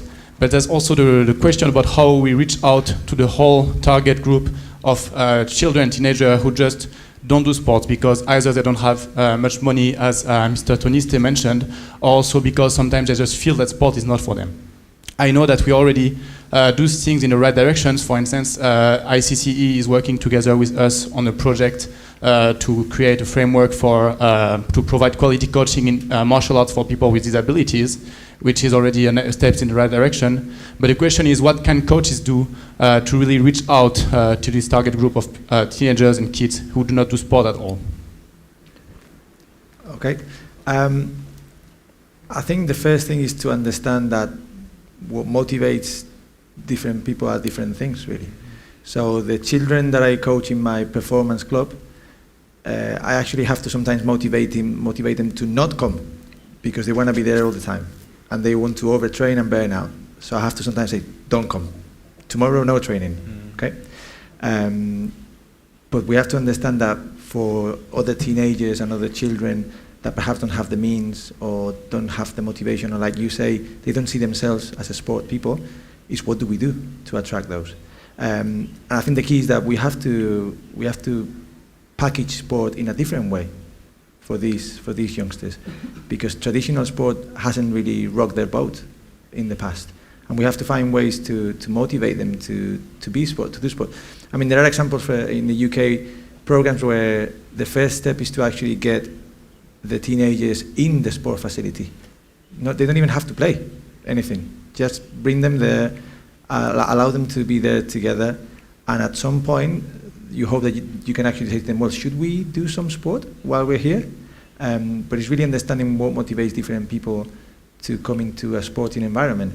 I mean, at my club, for example, we're very careful because we're a performance club, but we also have a community responsibility. And we feel that we need to reach out to those that don't see themselves as potential basketball players of the future, but that perhaps could become club supporters or helpers at the club, or perhaps they can be the next referee or the next table official. I think sport is bigger than just playing it. You have to find a place for everybody. Hopefully, everybody can do physical activity through sport, but even if it's just the community, the social value of being part of a sport club, of a sport environment, I think you're very right, we have to open up in a different way and package sport differently for different audiences. You know, I also consider, if you allow me, in sports sciences faculties, we are developing students to become physical education teachers, and some of them to become coaches. And when I'm teaching, when I'm working with my students, what I try to tell them is that they have to make the difference between what they are doing in the school as a physical education teacher and what they are doing as a coach outside of the school. In the school, they have to give the taste of physical activity to every kid, being a tall one, a small one, a heavy one, a light one, and just to avoid they drop out because they are disgusted by sporting physical activity. So this role for the physical education teacher is very important, and it's, I would say, working together with the coaches outside of school to create a kind of continuity. Do one of the group want to react on the question, or we can go to another question? Just really quick, that I think it's also important that you got to help kids see the value in participating in sports. Once they see the value, then definitely I think they want to be a part of it. But there are some different concepts that you can use. For example, with my company, Training for the Game, what we try to do is we have some events. For me, it was very important to participate in sport at an early age with my father. So what I try to do is I have these events called family evening trainings, where now you have situations where kids that participate in sports, their parents drop them off and the parents, they go away. But what we try to do is we get parents on the floor with their kids, and they interact, they have fun, they play games together, and so I use the parents to help introduce sport to kids. I think this is a good concept that you can use as well. Yes, if I can just also add a short comment. Just think about the example of Nordic skiing, cross-country skiing during the winter, but you do it during summer without skis. It sounds stupid, and actually it looks stupid. It's Nordic walking. And if it was introduced by Finns, here in Estonia, being neighbors to Finns, we really thought that it is stupid, and that nobody will start doing it. But now you can see they do it, because the experience is different than thinking. And you think about classical sports, that it is stupid and it is not well marketed and so on, but they have to have experience. And this experience using your body is almost always positive. So just provide experience and as you said, that provide a taste of it. So it is the way to go. Do we have another question? Yes. First there, and then we go to you. Okay? Yeah, please raise your hand. Thank you. Thank you. My name is Johannes Vedru from Estonian Public Broadcasting. And a question for all of you. During different times, sportsmen and their coaches have argued a lot, and they've separated a lot, and so on. But, and sometimes this has been really progressive. But nowadays, these new kinds of coaches who have these social skills and they know their sociology and so on, do they also need to argue and need to fight sometimes with their athletes? Yeah. Just from experience for me, even to this day, my favorite coach that I've had in my lifetime was actually an Estonian coach. I won't say the name, but you know, what was so special about him was that we had times where we were completely fighting in the trainings. We were completely fighting in the trainings. And immediately, I remember, immediately when the training was over, he would look at me and he would say to me, okay, practice is over. Let's go to the sauna and have a beer. You know, and for me, I think it's really important that in practices that you push the buttons with your players. You try to push them to the limit. Obviously, some players can take, and you have to understand who can take it and who can't. But I think it's very important that you push your players, but you know, I think you need to take the approach with your players also. What happens on the court stays on the court, and what happens, you know, when you walk off the court, life goes on. You know, I think this is really important. So. I think in Estonia we have not very much talents this way. The coaches have often problems because the athletes maybe change the coach when you are too tough or not agree with everybody. But sure, the discussions must be, and clever athletes understand that to argument with coach, and so it's both win from this. I do believe that being tough is not the problem if you are tough, but the athlete understands and has a dialogue with the coach on the requirements of training, it will be possible. So being tough is not a problem as such. The question is whether there is a harmony between coach and coachee. I think really I was just in my own head, because I'm not a machine, I was being funny in my own head. Because in Spanish, I'm Spanish originally, but I live in England, I live in the UK, which I believe is not in the good books at the moment, but let's gloss over that. And in English, there are two different words. One is an argument, and one is a discussion. Okay? And a discussion is when you are politely having a chat with someone to resolve a problem or to find a solution. An argument is when you're going at each other. Yeah. In Spanish, we only have the word argument, which explains a lot of our behaviors. Okay, and that's something that it struck me from coming to the UK for the first time was, oh, so you can actually discuss things. You don't have to argue, and I think that's the difference that we have to have with our athletes. That discussing is okay. Arguing may take it a bit too far, but if we can be honest enough to have those honest discussions about what needs to be done, I think that takes you a long way.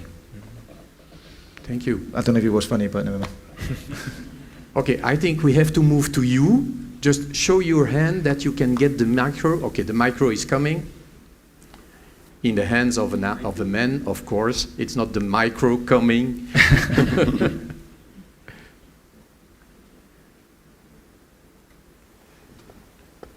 Thank you. I am Viktor Saaron from Estonian Gymnastics Federation, educating coaches, and from Tallinn University, also educating students, gymnastics.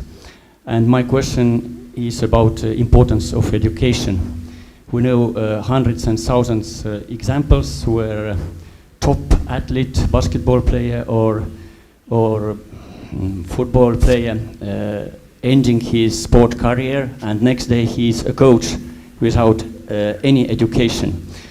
What do you think? Is it normal, or this top sportsman has some special privilege to step from sportsman career to coach? this is question, is it correct? Is it right? Thank you. Guys? Typically, the average athlete is a good coach, but the top athlete tends to be a bad coach. There are several reasons, because overcoming from this top athletic domain where you have an entourage who does everything and your ego is really serving your purpose. It doesn't serve you in the coaching domain. But if you are an average and you think, why I'm not in the top, then you are an open person, and probably you are automatically a better coach. But it also means that you will start learning. So without learning or without additional knowledge, it is really hard to continue to be a successful coach. But don't make a rule from this, because when I listen to my colleague from the Estonian Olympic Committee, Anatoly Bondarchuk remains a great coach. For you, I guess. Voilà. Okay. Another reaction? Yes. Yeah, just really quick. For me, you know, my college coach, for him, education was highly valued. And, you know, at the time when I was in college, I just wanted to play basketball. I didn't understand the importance of it. But as a coach, I mean, you know, on the surface, we think a coach's job is to prepare you to be the best athlete you can be. But the true job is to prepare your athletes, to prepare your students for long-term life after basketball. So I think that as a coach, if you don't prepare your kids, if you focus only on short-term goals, then I think you failed. So I think it's important for coaches for us to focus on long-term, and with long-term, education has to be extremely important. So. Okay. We have time for one more question. Okay. Already in the starting blocks. Wiebke Fabinski from German Olympic Sports Confederation. I have a comment and a question. I'm not sure whether the question can be answered. When we're talking about the role of coach and value proposal of coaches, I think it's important to also include the view of female coaches in these discussions, and because for sure they have special challenges, the female coaches, and in Germany it's a big problem to find female coaches. We don't have, like it's, I don't know, 20% female and the rest is male, so there's a big potential to get more coaches. So I think it's very important in these discussions to have this view in there. And so I have a question, and I'm not sure if it can be answered here. Do you think there's a special value that can be brought by female coaches to coaching and to society? So if we are looking now for arguments for coaches and their values for society. So what is society missing out when we don't have enough female coaches? Okay, guys. I feel some difficulty. Yeah, that's a tough one. Because this panel is only male. Yeah. Listen, I don't know if I can answer your question. That's a tough one. But I can only speak for me. I coach women. Okay, this is a big difference. You want to know the value of female coaches. But for me, I coach women in basketball. And, you know, when I took the job, I understood right away that I couldn't do it alone, that I needed the assistance of a female coach. So I was very fortunate. I've coached for 3 years now. I have a female assistant coach. And to be honest with you, I can't imagine working without her. When you again, this is not answering your question, but when you coach women, there's a different approach that you have to take. And I know that if I would have tried to do this alone, I would have been fired a long time ago. But you know, she's taught me a lot. You know, just working with her, she helps me to be more patient. She helps me to be more clear with my players, to be more understanding. And now you see, I think in the future it's going to happen. You know, we have already in the NBA, there's one team, the San Antonio Spurs. They have a female coach who works as an assistant coach with that organization. And I think in the near future, you're going to have a situation where you're going to have a female coaching NBA team. I think the NBA basketball will be probably the first sport, major sport, pro sport that will allow this to happen, I think. So I definitely look forward to seeing what the future holds, that we involve more women, definitely as coaches. Vitke, I'm not sure I can answer the question either, but because in terms of what female coaches bring to the table, it is a lot. Okay, now that will be down to each individual female coach as it is to each individual male coach, because we're all different. My main reflection back to your comment is, if we don't bring more females into coaching, we are potentially missing out on 50% of our talent pool of coaches. So it's coaching suicide really if we don't bring more females into coaching, because what they can contribute is immense. And you ask a difficult question, but the answer is yes, a simple one. But what it means that if you look around on the business scene, that the world top companies have more and more female CEOs, not because of niceties, because pragmatically they are useful. So it is really stupid not to involve more female knowledge. And then also you will never know what it means to be a male. We really can manage quite a lot, even try to be a female. And for example, I know male coaches who are more or less called like mother hens, because they try to fulfill also the female part of what is required from them.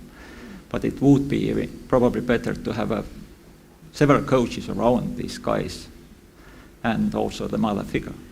Just really quick, we still have the situation in our society. If you look in the business world, you have more equality in the workforce.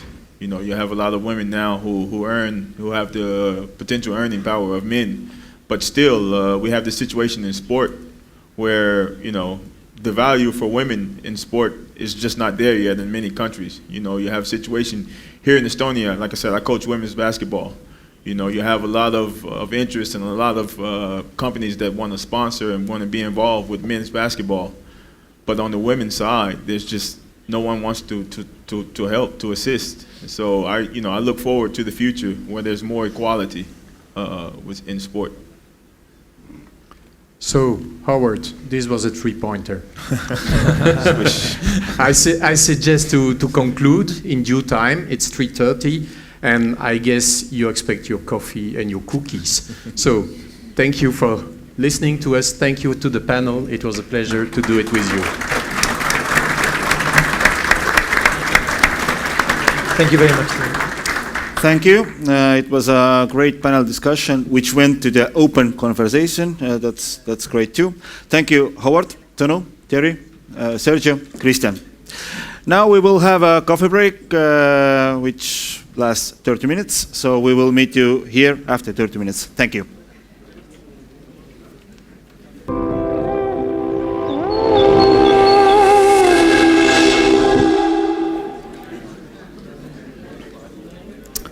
So welcome back, everybody, and who is behind there, please take your seat so we can continue our conference with the second session, which is also very intriguing and interesting, as it was the first one.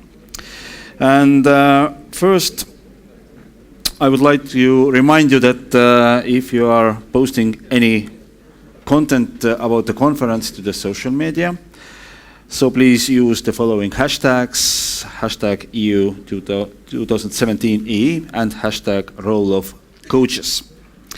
So, like in the first session, we have now first two presentations, two speakers, and after that the second panel discussion. Training is most productive and safe when supervised by coaches. Training also plays an important role in the shaping of positive values, behavior, and transferable skills. Coaches can help people to acquire many skills that are important in their daily lives, such as teamwork, consideration, respect for others, and leadership. This brings us to our next speaker, and it is a great honor to invite to the stage Mr. Roy Hodgson. Thank you. Thank you very much. Thank you. Is this working? Yes. Right, I'll start with some apologies really, because I feel a little bit inadequate, especially after listening to all the excellent presentations, and furthermore, I'm really the cold-faced person, I suppose. You know, when it comes to philosophical considerations like the coach as a role model. In my 40 years, which started working with professional players in Sweden and ended working with the English national team, I've not had to really consider myself as a role model as such. So, of course, what I did, rather foolishly I now see, was to sit down and give this some thought, but everything I had to say has been so brilliantly said by everyone before me, starting from Jens Christensen before we even got to Sergio and Christian Port, that I feel that if I'm going to say anything here today of any interest to anyone whatsoever, it would be more anecdotal than anything else. But I will refer to these notes, and I will probably go through them quite quickly. And again, up to the age of 68, my eyesight was perfect. In the last 2 years, it's gone down unbelievably, so I need glasses as well, so I can see what I'm doing. And originally on the subject of the coach as a role model, I started thinking, well, the coaches that I meet up with, if you like, or watch, they're working at the very top level. So how are they role models? Well, I suppose really, as far as they're concerned, we're talking about a role model for other coaches. And unfortunately, at the very top level, I'm not certain that they are always great role models for other coaches, because they're under enormous pressure, as you would obviously realise. You'll say they're well paid for it and they shouldn't complain, but the bottom line is that they do find themselves under enormous scrutiny, under enormous pressure to get results, irrespective of how those results are achieved, to get the results. And what's more, they find themselves then, if they don't get the results, being heavily criticised by the mass media and losing their jobs. So unfortunately, some of the behaviour we see from them on the touchline, how they conduct themselves in interviews, I would say that from an educational point of view, if you were judging them and saying, is this man behaving in the right way, I fear sometimes you come to the conclusion, well, actually this isn't the way to behave, and this isn't the way we want to teach our young coaches to behave. But I think there is a definite element of the coach as a role model, and that was quite brilliantly expressed by not only the speakers, but in the panel discussion here with Howard and Tony. And I think the things I had to say on the subject really aren't very much different to what was said, but I'll quickly go through it. I think then we've got to be looking for coaches, and the coach being somebody who believes and encourages good habits and behaviour. Someone who's going to be prepared to preach the benefits of teamwork, self-discipline, and not thinking of others. Someone maybe even who's prepared to take a moral stance from time to time. And I mean, certainly with youth football in England, that moral stance might have to be taken with parents. Because, you know, we talked about bullying, or Howard was talking about bullying.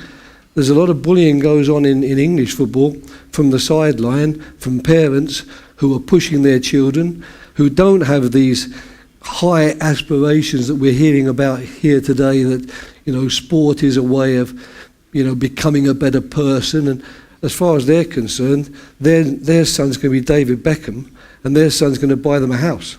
And that's all that interests them. They're not interested really in anything other than those matters. So when their son is not getting the chance to star in every game because the coach is doing a good job, the coach realises, I've got 18 kids here, and he's the best, but these other 17 need a game as well. They need to be looked after. They need to understand the benefits of playing sport, all the things we've heard of here this afternoon. But that parent, he's not interested in that, because the scout's on the sideline watching the game, and he wants his son to get picked up and to become the next David Beckham, so they can all live in in enormous wealth and happiness for the rest of their lives. Maybe the coach needs to be able to take a moral stance in that respect, and also the moral stance during the training sessions where bullying is going on, or where people are not being treated as they should be treated. We need someone who, by his attitude and behaviour, is able to promote sportsmanship and show players how to win and lose. That was made earlier. The point was made earlier. In fact, as I was sitting down there listening, I thought, what's the point of me going up there? Because everything that's been said has already been said. But I think that's a very important factor. You know, knowing how to win and how to lose. You know, no one wants to lose. You know, there's a brilliant quotation from an American basketball coach. Unfortunately, most of the quotations I stored up in my head over the years were from basketball or American football, because English football coaches, whom I grew up loving and wanting to emulate and thinking that, you know, that they could do no wrong, they don't write books on leadership. All their books start with how they started kicking the ball against the wall and became the greatest player the world's ever seen, or the greatest coach the world's ever seen. They didn't actually write about leadership and principles and all the things you've heard about today. So really, I picked up a quote on preparation, because preparation, as you all know, in sport is very, very important for coaches. I think coaches who don't know how to prepare have got to accept that they'll never be any good at their jobs.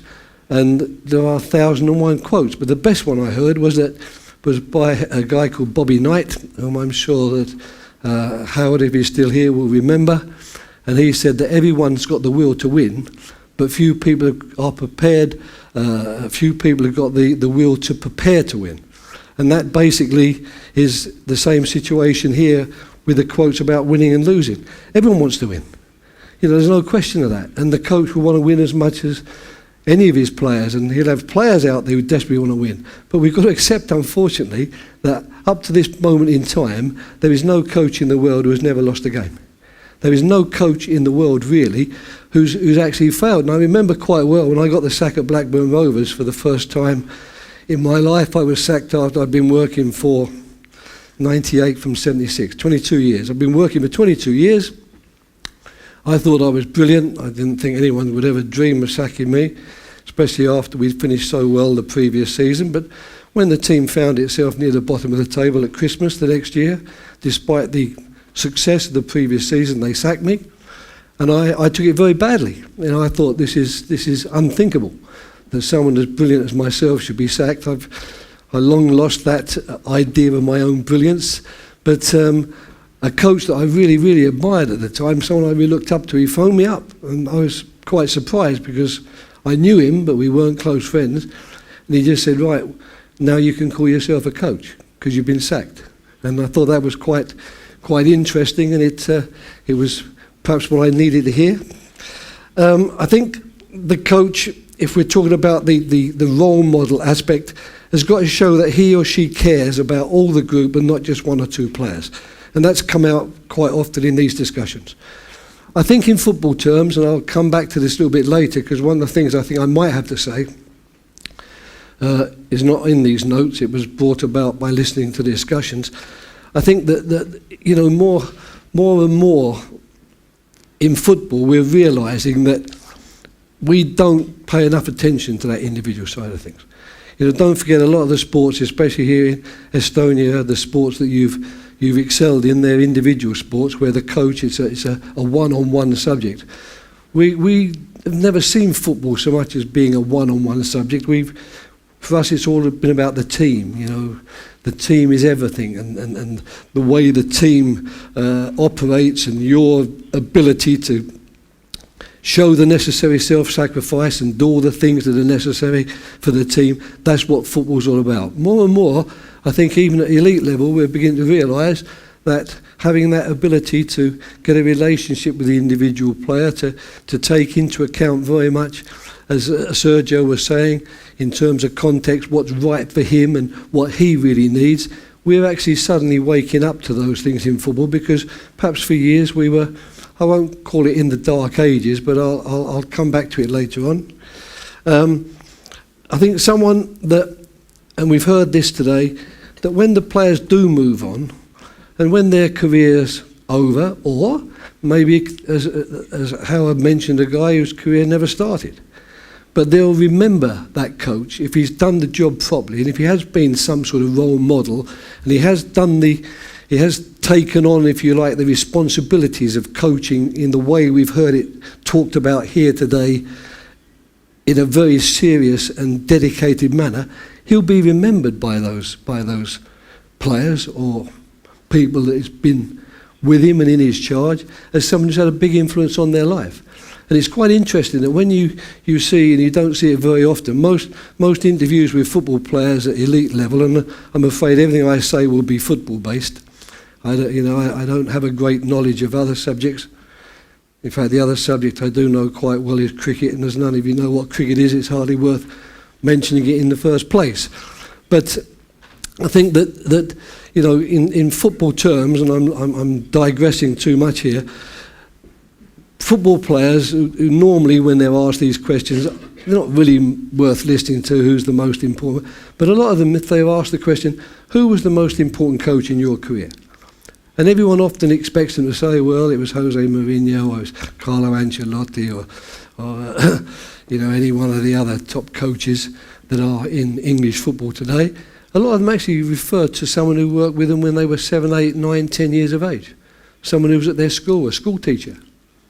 Now, unfortunately, I see all the politicians have gone, unfortunately, so I'm wasting my breath here.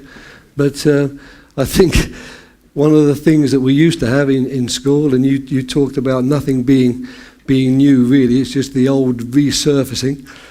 We used to have school football and school cricket, and we had teachers who taught us, and we had playing fields, and we had places where we could go until Margaret Thatcher came along and sold them all off to commerce. And now, kids, if they're lucky, if they do get any education, physical education, sport education in school, they spend the first 20 minutes in a bus getting to where they've got to be, and then the lessons cut short 20 minutes, so they've got 20 minutes to drive back to school.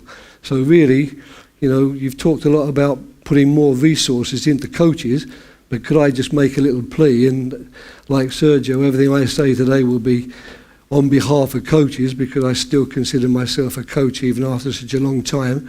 Maybe if you've got a bit of money to spare, put some into facilities as well. Because, for example, in England we talk about we don't need indoor facilities for football because, we can play all year round. We can't. From October to March in England, the weather is miserable. And to send your 6, 7, 8, 9-year-old kids out at 6 o'clock in the evening in the pouring rain, especially where you are up in Leeds, with the wind whistling across the plains, and say, we're now going to coach you how to play football, you're dreaming. And that's where the Scandinavians and new Nordic countries have caught us up enormously and have become so much more technical because you've built indoor halls. And you do play all year round. It might be snowing, it might be minus 40 outside, doesn't matter. You're inside, the roof's on, the pitch is there, you're learning. You try coaching up on a field in England in November when it's showing 11 degrees plus, and you'll be frozen stiff, I tell you. I've been warmer in minus 20 in Scandinavia than I have been in minus 11 in England. Right. I've written here, find the list of wishes could go on indefinitely for this person, and I think I've certainly said more than enough already. And what's more, the things that I have said have already been articulated in a much more precise and concise way than I've done. Maybe all I've done perhaps is repeat the message, because the message I think is worth repeating. I think that we need to get away in coaching, and I think now I'm talking about coach educators, from that widely held belief that winning is everything, that the winner takes it all, the winner bathes in the loser's blood, da-di-da-di-da. Get away from that a little bit, and try and get at least some mentors, some coach educators who will give the coach or the would-be coach another sort of perspective. First of all, make certain that you're not giving this winning is all mentality to the youth team coach. I remember, you know, and I'll digress because I'm winging this a little bit anyway, but I remember when I was at Malmö and they made me like Supremo for the football, not just the first team. So I had the job, if you like, of looking over a little bit the type of coaching that was going on at youth team level. And a problem was brought to my attention where one of the kids had, you know, left the field crying and very upset because of the coach's aggressive manner, you know, the tough love taken to levels which were more than he could take. And I remember saying to this guy, you're in the wrong job. And in fact, I even went to say, and I suppose got to be careful here because I meant this in a good way. It might sound patronising. But I said to him, my wife would do a better job than you because she doesn't know about football like you do, and she couldn't do the practice you do, but she'd care for the kids. And she wouldn't send kids home crying. And she'd make certain the kids came back next day, because that was going to be one of my main points as a coach. Make certain that, you know, you put on training sessions that do the job, really, and the job isn't, as you rightly said, just entertaining them, but it is making certain they want to carry on playing. I think there was a really good basketball coach who was both a coach and a very successful one. I think he was responsible for Al-Jabbar and Magic Johnson at UCLA. His name was John Wooden, and he wrote a very good book called They Call Me Coach. But this man was an educator as well, and he had two quotes which made a big impression upon me.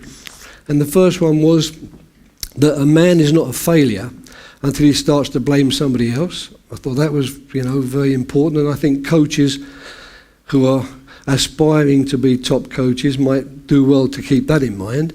And the other one was a little bit more complicated, but he said, talent is God-given, be humble. That fame is man-given, be grateful. And that conceit is self-given, be careful. And I think that those quotes were, I won't bore you with 1,000 quotes, but they were quotes which I thought might be quite relevant to today. Anyway, I was asked as a second part of this lecture to talk about the coach as an inspirator. I still don't know if that word actually exists in the English language. I did mean to look it up, but I did understand exactly what was meant by it, i.e. the coach is a person whose job is to inspire players, to inspire the people around him. Obviously, if you go down to the low level, it's all the educational things, all the social things we've talked about, as well as being a better footballer. But at my level, unfortunately, it's always been about inspiring them to become better players, to play better as individuals and as a team. So I thought I'd leave you very quickly with 3 or 4 of the things that... is that my time up? It's not my time up, though. Is that the 0-0? Drag me off at any time. I'd be more than happy to sit down. But I'll give you a few things then quickly which were part of my philosophy. One of them actually came as an epiphany. It was an ice hockey coach in Sweden. Again, all my analogies, all the people I refer to will mean nothing to you because you're all too young. But there was an ice hockey coach in Sweden called Tommy Sandlin who was unbelievably successful. And as a football coach, interested in the subject of coaching, I went to hear him give a lecture. And he said, I'm going to start off, he said, with by presenting a pyramid, just like you presented your pyramid. And he said, I'm going to start off with 2 cornerstones. And of course, I was expecting to hear a lot about technique, tactical considerations, physical preparation, all of these things really. And he said, I'll start with 2 blocks, and these are the 2 most important blocks in my pyramid, because without it, it's worthless. Energy and enthusiasm. And at the time I thought, energy and enthusiasm, what's that got to do with it? And now I realise it's got everything to do with it. I would not employ a coach who did not have energy and enthusiasm. I don't think anybody without energy and enthusiasm for their sport can transmit their love of it, transmit their passion, transmit all that it's meant to them and try to pass that on to other people. I don't think those people will ever be good coaches. Of course, he built on from there, and there were some other interesting things he said as well. But so for me, I think if you want to inspire, motivate, whatever we like to call it, if you don't have the energy and the enthusiasm, you're going to face an uphill battle.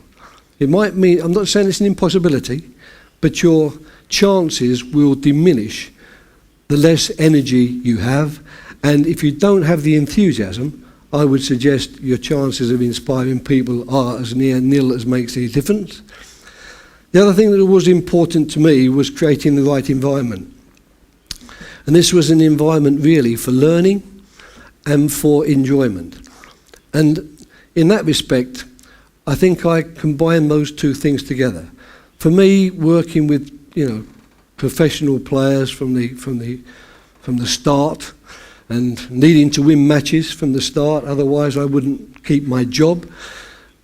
I worked on the basis that the players I was working with had the same desire as me, i.e. to be better at their jobs, to be successful, and to be a winning team. And as a result, for me, the coaching and the learning that we needed to do in the training sessions were also, or should have been, part of the enjoyment. I don't think you can create fun. I don't think you can do that, because it's not fun to lose. That's the problem. The one thing when you've been working in a professional level for a long time is losing is definitely not fun. And winning is fun. And winning sometimes can be fun despite the fact you played badly. But losing, even if you play well, is anything other than fun. So my message really to the players was, I need you to show the same sort of commitment, the same sort of enthusiasm, the same sort of respect for the job that we're all doing, the job we all love. Because we'd all do it for nothing. We're all earning good money, but the bottom line is, I'd have still been playing football as a kid, even if I wasn't offered a professional contract. We were just lucky. We're the people really who wake up every morning and think, thank God, another day where I can go and enjoy myself and get paid for it. And very, very few people can say that. So, you shouldn't really need to do too much in that environment to get people accepting the fact that the environment needs to be a positive one. It certainly needs to be one where you need to lay down the fundamental principles for success. The qualities which, are going to make you a better football team, but in actual fact, luckily, will serve you in good stead for the rest of your life if you're lucky. Respect, for example, awareness of others, empathy, sympathy, discipline, self-discipline, of course. But all of these things I think are very important. This is taking longer than I thought, so I'll try and get through very quickly. Maintaining a sense of perspective and balance is very important too, I think. I learned that from another ice hockey coach. He started his lecture by putting a scale up on the wall, big scale, and he put born, die. He said, that's it. We're always in between there somewhere. You're either at the front of it or you're towards the back of it. Happy, sad. You're always somewhere there. I think in football terms in particular, if you're working at an elite level, you get immersed in the subject. You get immersed often in things which, perhaps you do well to lift your head and, smell the coffee. But we don't. He had another one. I'll give you a little conundrum for you, because I remember this from his speech.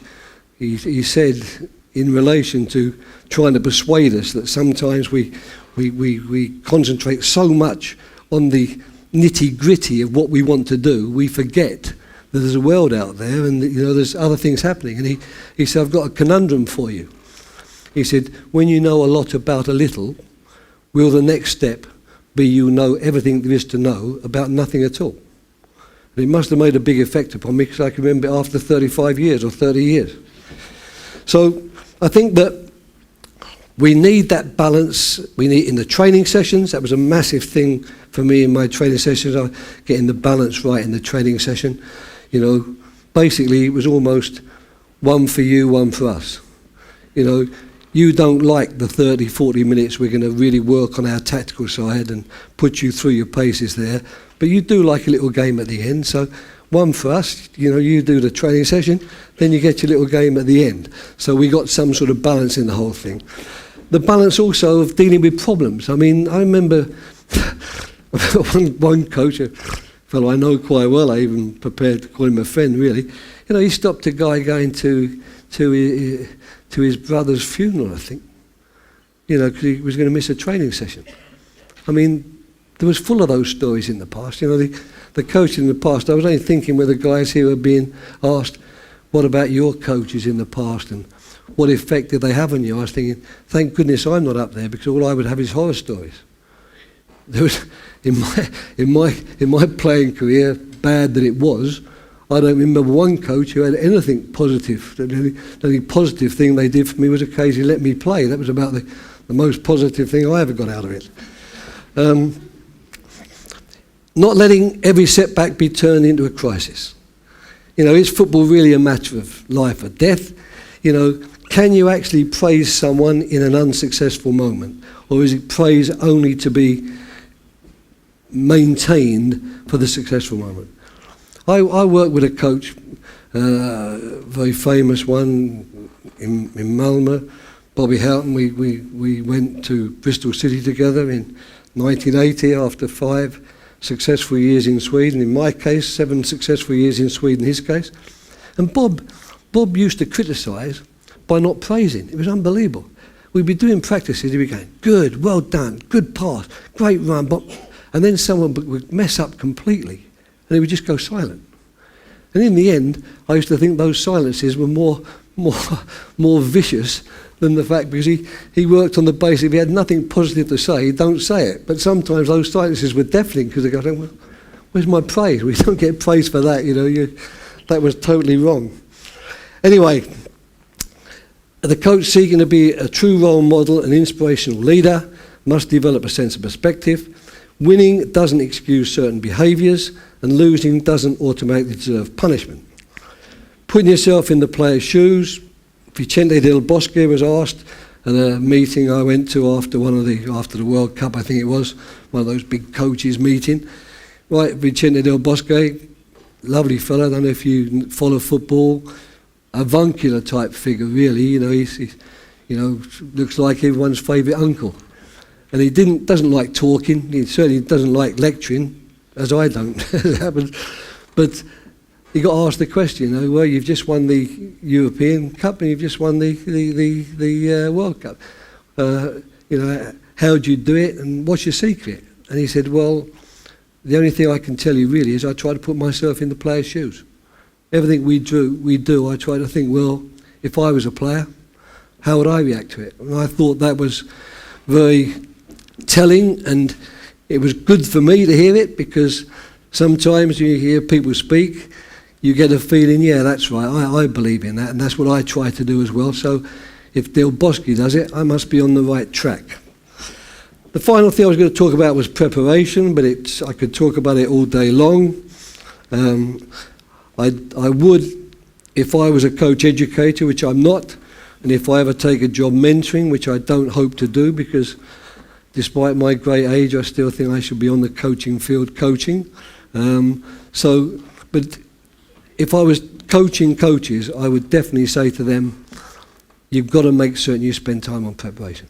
The preparation of your training sessions, the preparation of your team meetings, the preparation of what you're going to, you know, say to players and how you're going to address players is going to be vital to your success. However good you think you might be, and however much your personality and your character and your charisma might get you through, if you don't get that preparation spot on, you're going to be in big trouble. And just finally, picking up on something I picked up here that I think was Christian who in his lecture, it could have been Sergio's, because they were both so good, was that you don't know as a coach, or you can't even say that you've done a good job coaching, until you're certain that the players have learned something from it and that they've improved in some way from the work you're doing. And that was another epiphany. You know, unfortunately, I was 68 years of age when I realised it, and it's a little bit late, because everything I'd done in the past had been coach-led. You know, I thought the sessions were good. I thought the work we did in the sessions were good. I saw the results quite often because the teams got better, individuals got better. In the team talks, no one ever had the temerity to ask a question or to say, I don't think you're right there and I don't really understand. Everything was put before them. In my opinion, and in the opinion of my coaches and people around me, it's good stuff.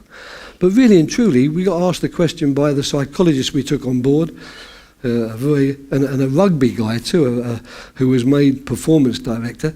They said, well, how do you know that they've really understood it? How do you, what feedback do you get? They don't say anything, but are you 100% certain that when you say, I want you to do this, and he nods, that he's really, really understood? So one of the things we did in the last couple of years, which I think was of vital importance and certainly brings us back, at least at the elite level, to some of the things we've been saying here today, we started dividing our meetings into much, much smaller groups, making certain the material that we had to present to those groups was very, very relevant and important for the people who are going to be listening to it so they could really relate to it. And then we made them speak up. We made them actually, right, come on, there's the clip. I'm not going to tell you now, you tell me. We've all been working on these things. We've been working on this aspect of our play for a period of time. There's a clip. What do you think? And I've got to say that I thought that would be very difficult to introduce, because the guy from rugby was saying we do this in rugby. I say, yeah, but rugby players, the rugby players, they come, or did at least come from a totally different fraternity. They came from universities and they were doctors and lawyers, and footballers come from a different world, really. And of course they earn a lot of money and they're celebrities, and I thought they're not really going to take to this, because I knew there was a lot of the boys were quiet, and I couldn't imagine them speaking out as we wanted them to. But in fact, I've got to say, in the 2 years, it was a great success. And my one regret in leaving England after 4 years, and it's not all regrets, I must say, is the fact I don't get a chance anymore to put into practice some of the things that I learned in the last 2 years of my career, which I think probably made me a better coach than in the previous 38. Although maybe in the previous 38 I had 1 or 2 more successes to show for it. Anyway, that's a very long speech. Thank you very much for listening, and thanks for inviting me as well, by the way. Thanks.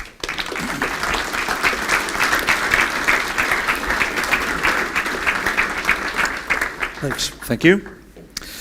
So, to the time limit, we don't have opportunity to ask questions from Roy Hodgson, but if anyone wants to ask the questions, he can later do it privately. We can move on with our next speaker, who comes from Iceland. Thorafór Thorlindsson, was it correct? Okay, thank you. University of Iceland, and the topic of his presentation is coaching in social context, adding value to sport, individuals and community.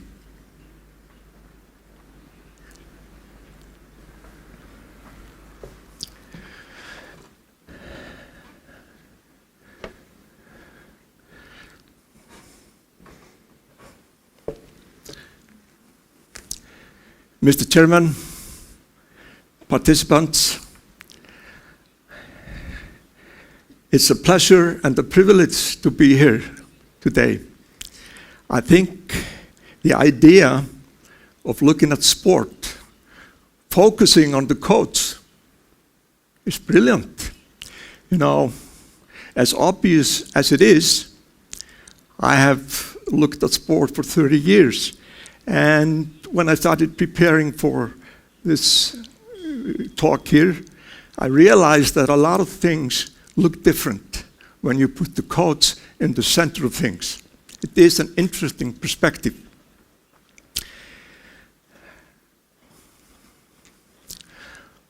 I take off where Roy left, and many of you this morning talked about the influence of the coach.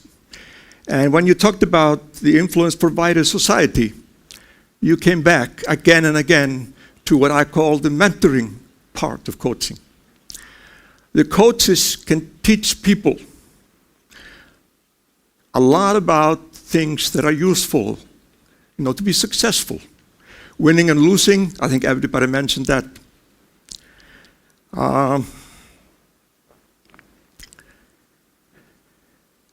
Consistency in training, there's so many things you can learn from sport. Sport is a tremendous context to teach young kids and adolescents. You have an opportunity in sport that you don't have in school because they love it. So, demonstrate a little bit before I move on. I have a few quotations from, I don't want to change the tradition, American basketball quotes, of course. Coach Wooden was not the first coach that realized how attitudes, values, and norms, how important they are, how personal things play out in sport. But he was so good at telling these things to everybody. Never mistake activity for achievement. I wish that my people at the university had read Wooden. There's a lot of activity and less achievement in a lot of the things we do at universities. The same thing, I'm not going to run through them, but they're all great quotations, and they're all about things that are valuable in sport and valuable in life too, right? So the mentoring aspect of coaching is tremendously valuable because people take the mentoring aspect with them when they leave sport. It's not essential to become good athletes. It's also essential to be successful in what science or what have you. So my argument is that some of the same general things that you have in sport are very useful for training scientists, artists, what have you.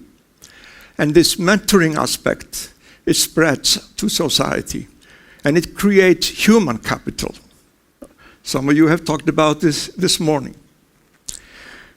So I want to use the time that I have a little bit to play off from this and try to explain how social capital works in sport. And most of my research is done on adolescents and children. And most of the funding for the research came from public health.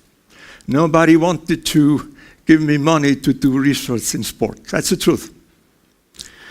So I talk a lot about youth sports and children. And before I do that, I want to say that it is a different thing.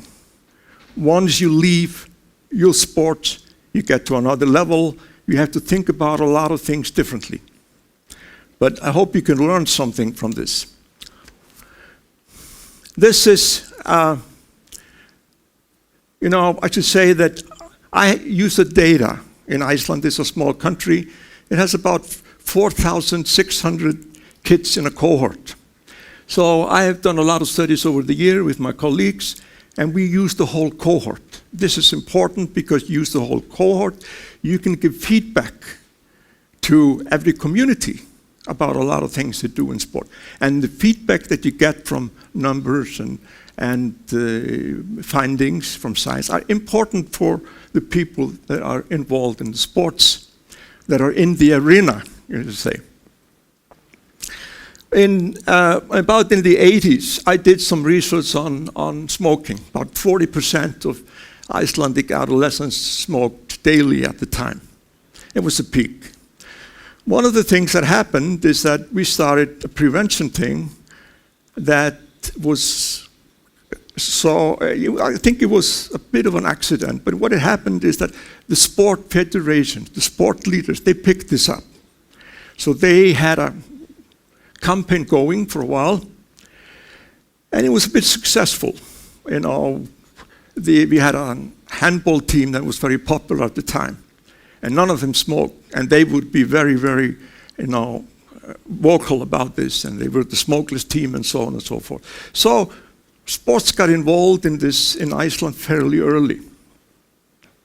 Now, about up till the 90s, the numbers were going down. And we thought they were doing great. We were doing great. But the numbers started going up again. People started, that's what happens in society. It changes. So we went back and we did it a little bit differently this time. We started to work more with the coaches that coach the kids. And I should say, it's little time, but I should say a little bit about the organization that we have. Iceland is like the Nordic countries. We organize youth sport on a voluntary basis. We have educated coaches, so we have a mixture of amateur and professional things. And I think this mixture is critical. You talked about this, some of you, this morning. You have to have some balance here, right? And I think this is important. If you organize sport as part of school, a lot of Americans do that, it's a completely different ballgame. It will be over-organized, it will be very, very different. So this mixture of amateurism and professional sport that still keeps elements of play and game in it is vital. But it also has some good coaching too, and finding the balance is critical. And we have, one time or another, up to over 70% of the kids, the cohort that take part in sport in Iceland. And it changes a little bit over time.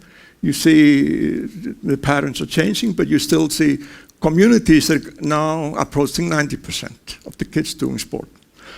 I'm not going to get caught up in that because I could talk about that for a long time. The thing is, if you look at these numbers here, I have a pointer, right? Yes. You look at these numbers, you see that the kids, this is Icelandic, right? Well, the kids that do sport 4 times a week, you see how they go. They're always the lowest using tobacco. If you would look at the numbers here, you would overlook the importance of formal sport in the campaigning smoking in Iceland. They have played a big part in it. And I show these numbers to the politician and I say, if you go back to the year 2000, the state of Iceland pays about 25 billion kroner in costs that come from smoking. You pay the sport federations about 4 million. The voluntary work that parents do in Iceland is more than 6-7 million if you evaluate them. So you owe the Icelandic Federation money, right?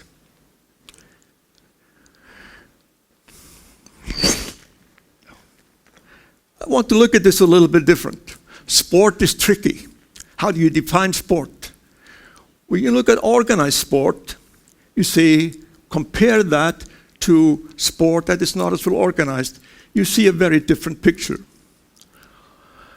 Smoking, if you look at this one here, this is formal sport. Smoking can douse the more often you train, right? Informal sport, it's a little bit of smoking because it is still a norm. The norm is that you're not going to be good in sport if you smoke, right? That was the key thing.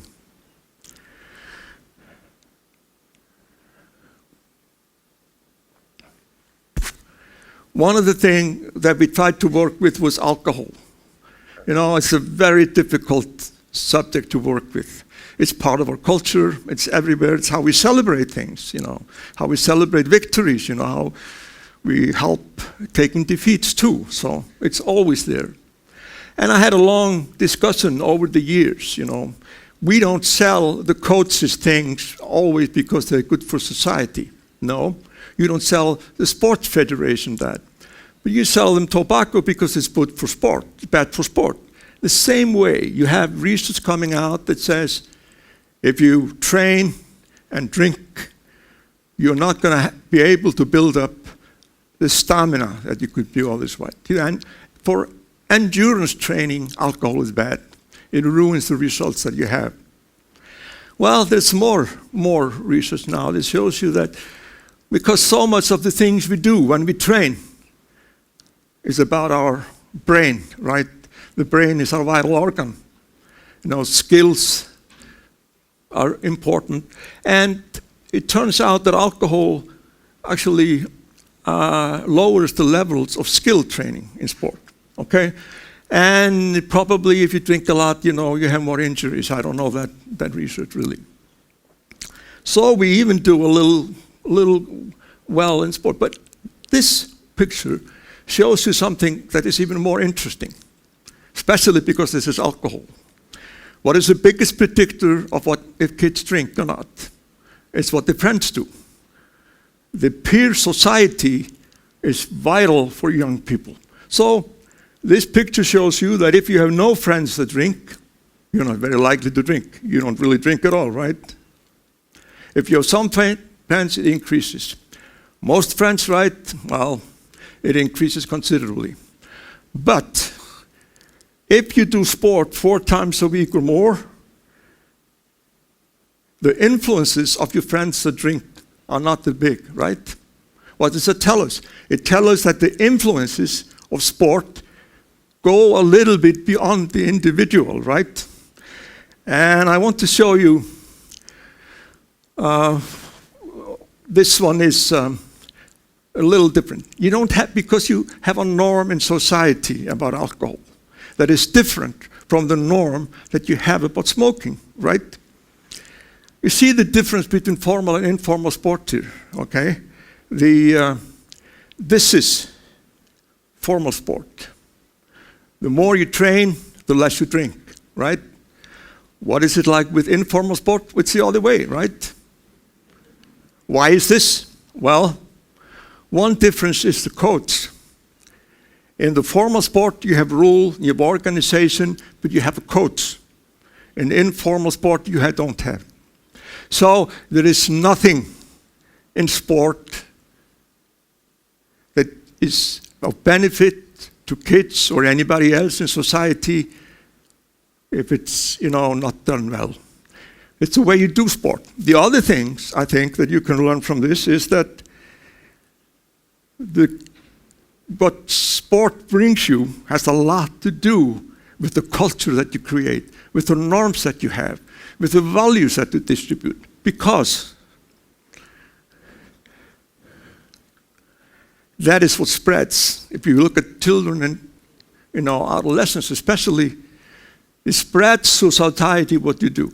This is why sport, this is why coaches are very important with young people. We talked about this, Roy mentioned this, and you mentioned this. People talk about their coaches, they were 10, 11, 12 years old. Coaches have tremendous influence at that age. You know, I tell my kids that they should eat better. Maybe you should eat some fish or something, and they don't pay any attention to what I say. The coaches tell them now is you have to, you know, get your protein and everything, and they go home and say, well, I have to have fish. The coach said that. That's really important. That's because sport is interesting, because it's a motivator in itself to play with your friends. And it's a motivator in sport that you don't always have in education, is that you develop skills. Skills, you know, developing skills. You can do things you couldn't do yesterday. Man, you can make a layup in basketball. Great. So, parents, we talked about parents. We involve parents, and that has some good benefits. It also has some drawbacks, because the parents on the sideline are a problem in Iceland like everywhere else. You have to educate them too. But when you work together with parents and sport, you can achieve things on the local level that you could not achieve elsewhere. You know, this is you know, getting drunk again. And I'll show you this because I think this is the most unbelievable part of the things that sport can achieve. And of course, this is the same thing. Of course, if you spend a lot of time with parents, you drink less, right? I'm not talking about any causality here, but just this way. the less time you spend with the parent, the more time you spend with your peer, the more you drink. Well, interesting thing is if you do sport 4 times a week, everything changes, right? So what does it tell us? It tells us that sport is like a net. It picks up a little bit of the kids that have problems at home, right? So this, you have to understand this when you think about sport. That sport benefits most the kids that have some, maybe they're poor or they have a bad situation at home. I am running out of time here, but I want to show you a little bit before I stop, because I want to show you 2 things. Sport and anabolic steroids. You know, if you talk about anabolic steroids, if you listen to what the media says, the media would make you believe that anabolic steroids are only a problem for sports, right? That's what you talk about. But that's not the case when you look at it in collective sense. Steroids, anabolic steroids, are used by a lot of people in society. A lot of kids take them. Compare this again. Look at this. This is standard deviation from the mean. You know, I just, because, you know, the way the distribution is, I have to show you this. See the same pattern here, you know. This is informal sport. This is people that train, you know, they go out and they train. Some of them train a lot of many hours. They train in the gyms, they do all kinds of different things. They are not part of organized sport. They don't have a coach, they don't have a structure, right? Look at this here. The formal sport is less. It's less with informal sport. That's because we have coaches, we have an organization, and we have rules. The influence of the coach will always depend on how the coach does her or his job. But the influence of the coach will depend a lot on the organization they work within. And when we talk about coaches should be sensitive to the context they work in, that's fine. But we should also be sensitive to the environment that the coaches work in, right? And if you organize sport well, you make the coach's job very different. I'm running out of time, so I want to skip some, but this is my last point. Many of the results that I've been involved in is published in public health journals, because that's what I was paid to do, right?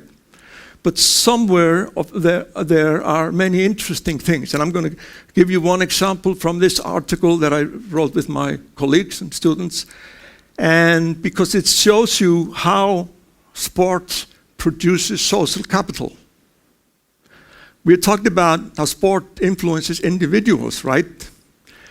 But what we found in this and some other studies is that once you control for the influences of sport on those that participate in it, there remains what we call a contextual effect of sport.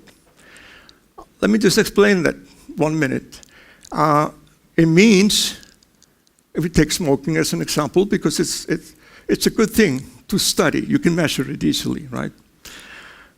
Then, if you have a kid does not do sport, but the kid lives in a community where there's a very good sport organization and it's really well-run sport club, local sport club, the kid is less likely to smoke. There's a contextual effect. And why is this? It's just because the influence is spread. There's a merchant effect of participating in sport. It's a merchant in the sense that it spreads and it goes beyond individuals. It would be the team effect, maybe. It's the same thing. And I think this is very important when you try to understand this. Social capital is created by sport. And one last example. We look at smoking and kids that do poorly. Kids that have, poor kids are more at risk of doing anything, like smoking, drinking, or whatever, delinquency. And we look at kids that are poor, and we realize that on the individual level, the kids that are poor but live in an environment where you have good social organization, they are less likely to be at risk or do the thing, smoke or whatever you do. In other words, this is what we would say in statistical terms, it's a cross-level effect.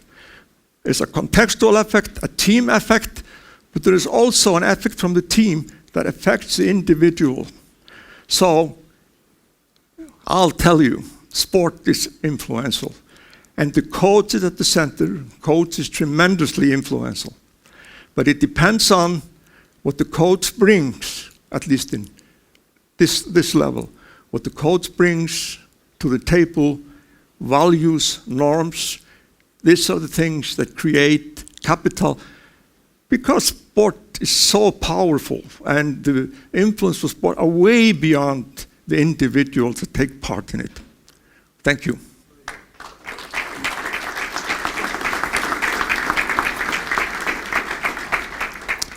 Thank you, Toraful Tornilsson. And do we have questions from the audience? If no, then we can continue. Estonians are very keen to train and also compete and also to achieve some great results, as we said before in our Sporting Hero video clip. But the competition isn't always the most important thing. Every now and then we take our running shoes, bikes, skis, and go out. Why? The next video clip explains it.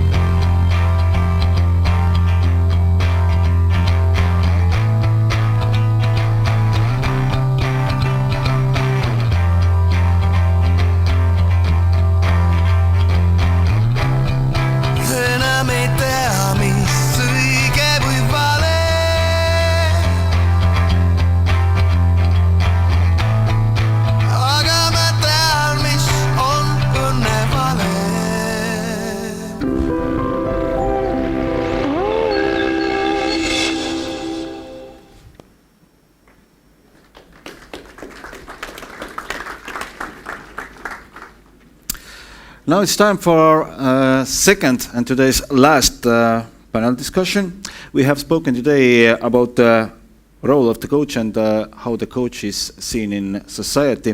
And I found the topic of this panel discussion in some way very intriguing. Can a coach make a difference?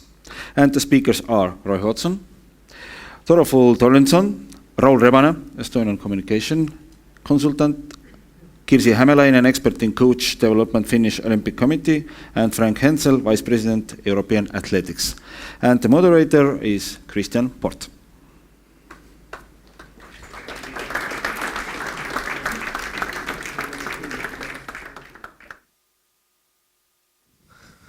Steve, no, you go. Please, come on. I've spoken too much already.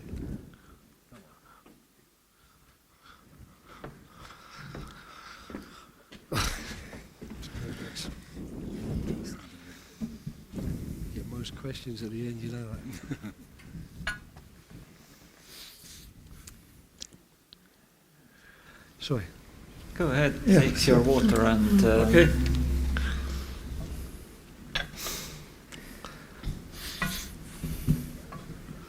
Roy and Thor had a chance to open their vocal cords, so I will ask first from Frank and Kirsi and Raul.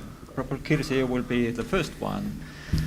And as the previous speakers gave a hint that to be successful you have to be unsuccessful. You have to survive these mistakes. What mistakes have you done? Well, if I think my background as a coach many years ago, I think I made a lot of mistakes because my image of coaching was such that I wouldn't understand my behavior nowadays. I was sometimes not listening to athletes, not taking them seriously, showing some power behavior which I wouldn't approve right now, for instance. A lot of other mistakes also, but let's keep them secret. Okay, Frank, you have been on top of athletics coaching also.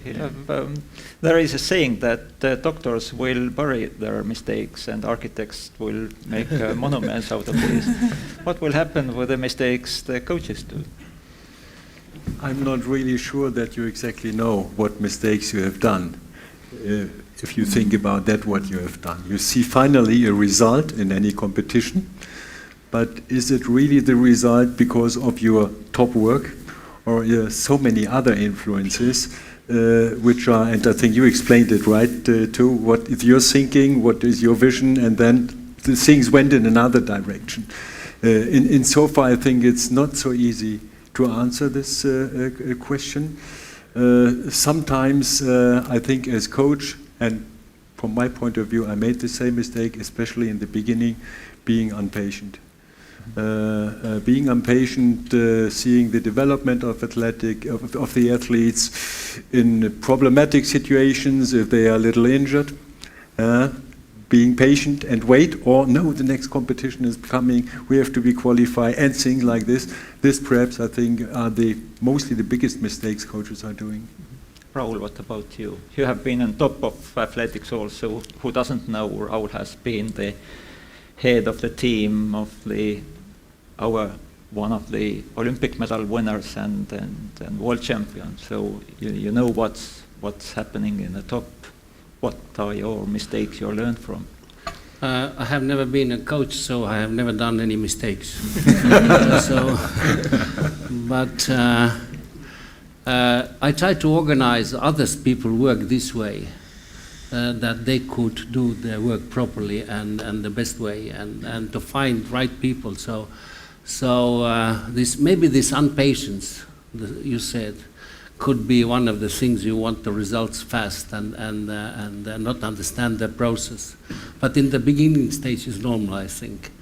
And this may be. And the second point is when you are in the beginning stage, you undervalue philosophy of sports. Ideology, fair play, importance maybe.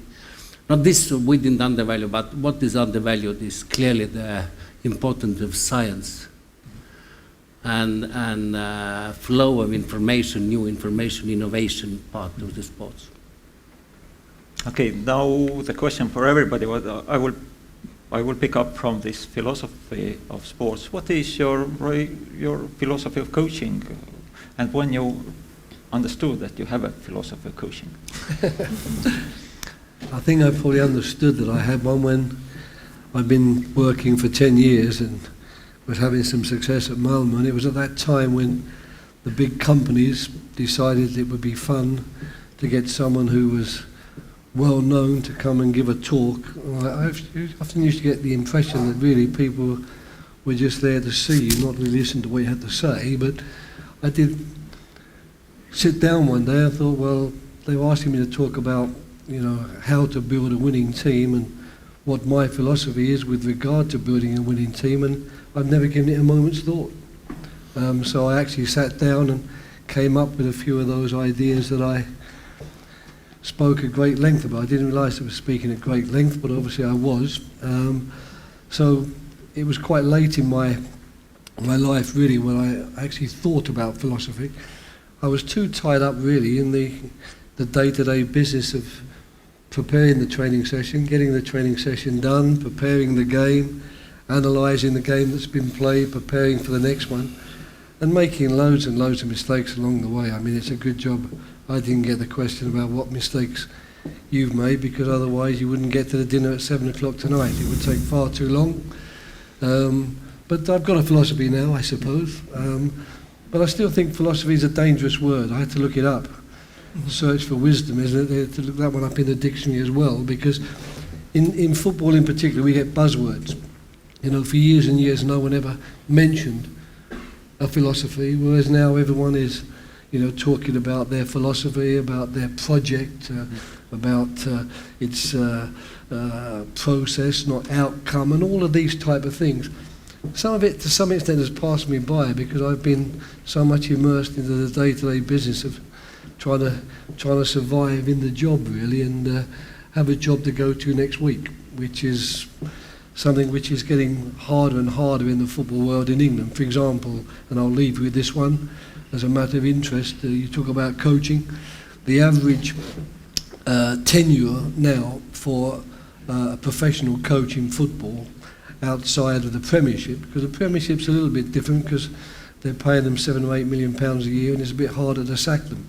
But when you go outside the Premiership, the average tenure for a coach now is 8 months, and the chance of a coach losing his job, his first job, and getting another one is somewhere like about 15 to 20%. So that puts, unfortunately, a bit of a dampener on all the wonderful things we're hearing about coaches here. And for any of you out there who are aspiring to be professional coaches, especially if you want to be a professional football coach in England, think twice, because you might not be doing it for very long. Tora, what about you? You haven't been a coach, but you are coaching students at least. Well, actually I did a little bit with youth a long time ago, but I've been teaching for decades, and I make mistakes almost every day. So, you know, I also think that just to, you know, put this in perspective, I find that, you know, in general, coaches don't know how important they are. And I think there are several reasons for this. One is like what Roy said, they're very much immersed in what they are doing. And the coaching is a craft, you know, it's not, science is good, all this information is good, but it will always come down to the person that has to play out every day and evaluate and, you know, take part in the process the way it goes, deals with the problem, you know. Sport is like all other social activity in the sense that you have all the same problems in sport that you have in life, more or less. So coaches have to deal with it. This is a craft. And I think it takes a long time. I think in the beginning, you know, if you're a professor or a coach or what have you, you're too much concerned with the technical things.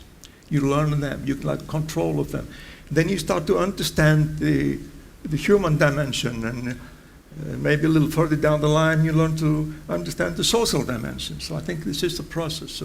So this is why it's hard to teach a lot of these things, because they come from experience, you know, of how you learn to deal with things. It's a craft, and no, it's you know, you grow in your job. And I would say, as Roy said earlier today, I did for a long time. I think I could do it better now than I did. Too late. Even if I'm an old man, I could do it better now. I'm still learning about things.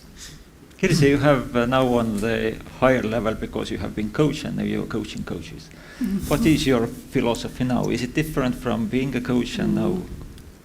Well, first of all, I think that a coach should care for people in general. If somebody thinks that other people are irritating and stupid, I hope they won't coach. They find another job in sport, hopefully. But we try to build or develop our coaching culture into more engaging way, so that athletes would be more autonomous and also more active and more responsible for their own, full of energy, for their own sport. So try to develop coaches to engage at least more into the process and learn to be responsible for the sport. Now, I sent the panelists out some questions, 5 questions, and Roy was first to answer that I don't know the answers to these questions. Anyway, I tried to go, these are the persons in the top of the sports, and picking their brain is really easy within their competencies, but surrounding their competencies or the comfort zone is really interesting. And therefore, if we look around, and there was saying earlier that 2020 is tomorrow, or 2050 is day after tomorrow. There will be roughly 10 billion persons living on the planet Earth. Of these, 2 billion are older than 60 years. And now the question about,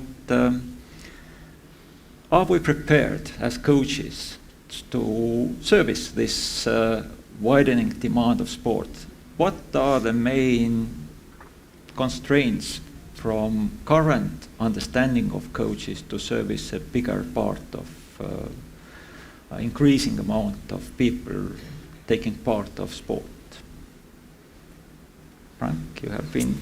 Yeah, I think it's a fascinating question, and we don't have to look to 2050. I think it already began 15, 20 years ago. We have been focused now in the first part of this conference to high-performance orientated coaches.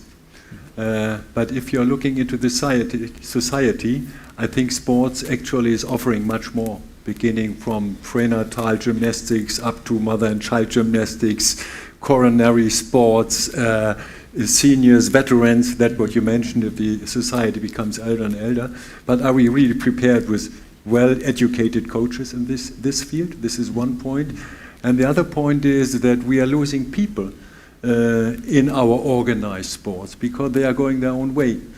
For giving you some figures from Germany, the German Athletic Federation has around 830,000 individual members and 7,600 clubs, but around 3 million people are taking part in organized road races of the German Athletic Federation. That means much more people are taking part in that than they are members in this athletics family. Another figure, around 15 million Germans are saying that they minimum once a week are jogging, are running, but they don't feel as a part of the sport family. And with what motivation and what aims are they running? Do they have a coach? No. They are doing this by themselves, not binded to any kind of club, perhaps getting some information from wherever, buying a newspaper like Runner's World or what is existing, how to prepare a marathon race, they are their own coach, or perhaps using a website. Former athletes are offering things like this in about 6 weeks to prepare a half marathon or things like this. That means they are going their own ways. They are not going any longer in disorganized sports with given times. Thursday evening, 6 o'clock, training is beginning, and so on. No, they decide by themselves, okay, now I feel well for training, now I'm tired, perhaps let's do it tomorrow, or whatever. This whole situation is changing, and we as sport, if we want to have them in our family, we are not prepared for this.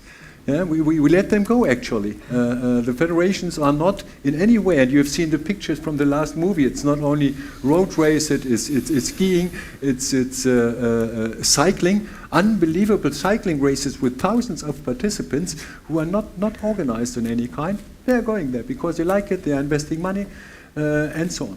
What about Germany? Because on the Tours example, if you participate in informal sport, you start drinking. What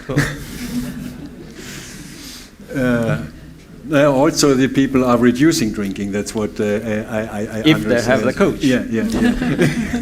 Okay, I'm not sure that this really. You haven't studied this what linked the together. situation Yeah. in Germany. You like to drink a lot of beer. What about the informal sport and drinking beer? No, I think that those people who decide to do sports on a regular basis, have their own vision of healthy life and lifestyle. Otherwise, they wouldn't do it beside their job, family, or whatever. And so far, I don't really see the danger. And the Czechs are drinking more beer than the Germans. About the English. The English. Roy, you didn't want to answer the question, but anyway, the bigger picture is that whether you can, and you are in the UFA, that can you support the rising demand of sport with a performance-based sport? Is it football? Should it change the outlook of how to play the game? I think the one thing that has emerged in recent years, I think it's really probably the last 2 years, is walking football for people who can no longer run and really play the game at any serious level, but who want to get out and do things, but they can't get themselves yet going to a gym or going out jogging. They like the social aspect of it too. Part of their informal football playing was with friends and whatever, so they've developed this game called walking football, which is a bit of a nonsense, really. You know, in fact, it's nothing new, because when I played football in South Africa, we had a Chilean coach who, in an attempt to get us to understand the principles he had as a coach, and they weren't worth knowing, to be frank, but he used to get us playing the game at walking pace so we would better understand what was required. It just became a nonsense. But these older people, and I actually was, while I was with the England national team, I got asked at St George's Park to meet a group that had won some sort of tournament and give them their prizes, and it's amazing how much joy, and there was all shapes and sizes. You know, they certainly weren't athletes, put it that way, but they really enjoyed this walking football. And in some ways I think that would be an easier way of getting people who should move more, who should do some activity from 55, 60 onwards, than trying to persuade them to get down to the gym or to buy a bicycle or to go jogging. Because, as someone who does go to the gym on a reasonably regular basis, I still must admit I hate it. I mean, I force myself to do it, but I would have enjoyed playing football a lot more were I able to run. Kirsi, Finland has quite high percentage of population being physically active. How do you provide? Is it just wildly happening, or you are servicing it as a coaching service also? First, if I go back to the question, like coaching as a profession, it depends what professions are. How we define that profession. Are we talking about coaches now, or are we talking about personal trainers? Or, for instance, in Finland we have university education for sport instructors, who are, I think, mostly we are now talking about sports instructors who take care of many kind of groups of people of different ages and abilities. And I'm not sure if I'm answering your question, but I would like to continue a little bit about your comment that there is a rising trend, that there has always been sports that are for all age people, like tennis and golf and such kind of things. And then there has been sports which are mainly for kids and youth, and the adults that are still staying are competing seriously. But nowadays it's changing. There are ice hockey groups for grandmas and synchronized skating for fathers and such kind of things. So when people are bringing their kids to the clubs for training, they want to try themselves. And that's a rising trend. I know I just went back to equestrian, which was my childhood sport, after 30 years of sports. So that kind of people keep coming to the sports clubs, and we have to answer to that somehow. Roy was previous talks you said that the society makes some kind of demands for athletes, and athletes quite often make mistakes. Now, Raul, you are expert in the media. Is the media demanding only performance sport, or how do you see there is some kind of transform way of activating the rest of the population, making it attractive? it's quite normal when something is wrong to accuse media that they are doing wrong. I don't think it's media question. You asked the question about 2050. Are we ready? We are not. And all society is not ready, and coaches are not ready, because the weakest point is the image of coaches and understanding what they are really doing. 2010, when I wrote a piece of paper about athletes' social role, I tried to find articles from 2 Estonian universities who are dealing with sports. I couldn't find any. What is about social role of athlete or coach, or sports overall. There are few articles in media about the bigger picture at the moment. And it's not only in Estonia. So normally coach is the person who are training some sportsmen to be good, or they are failed sportsmen or out of job Olympic champions who couldn't find their place in life. So it's totally different from needs of society. 9 million coaches in European Union, and that could be after a while consider all world. 60% of the world is not training yet. They don't know what is sports really, and when they are coming, European Union is only 500 million people. So from my perspective, the change of the overall philosophy of understanding or image of the coach will be vital for next 20, 30 years and almost in every country. What are the instruments of designing this image? Here we are. Coaches themselves.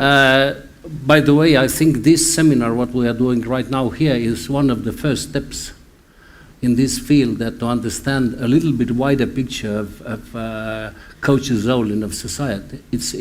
Can coach make a difference? Coach can make every difference, sure.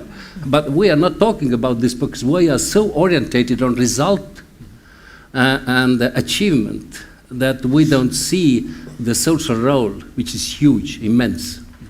Tor, your take on through the classes of sociologists? Well, I think it's useful to make distinction between levels of sport.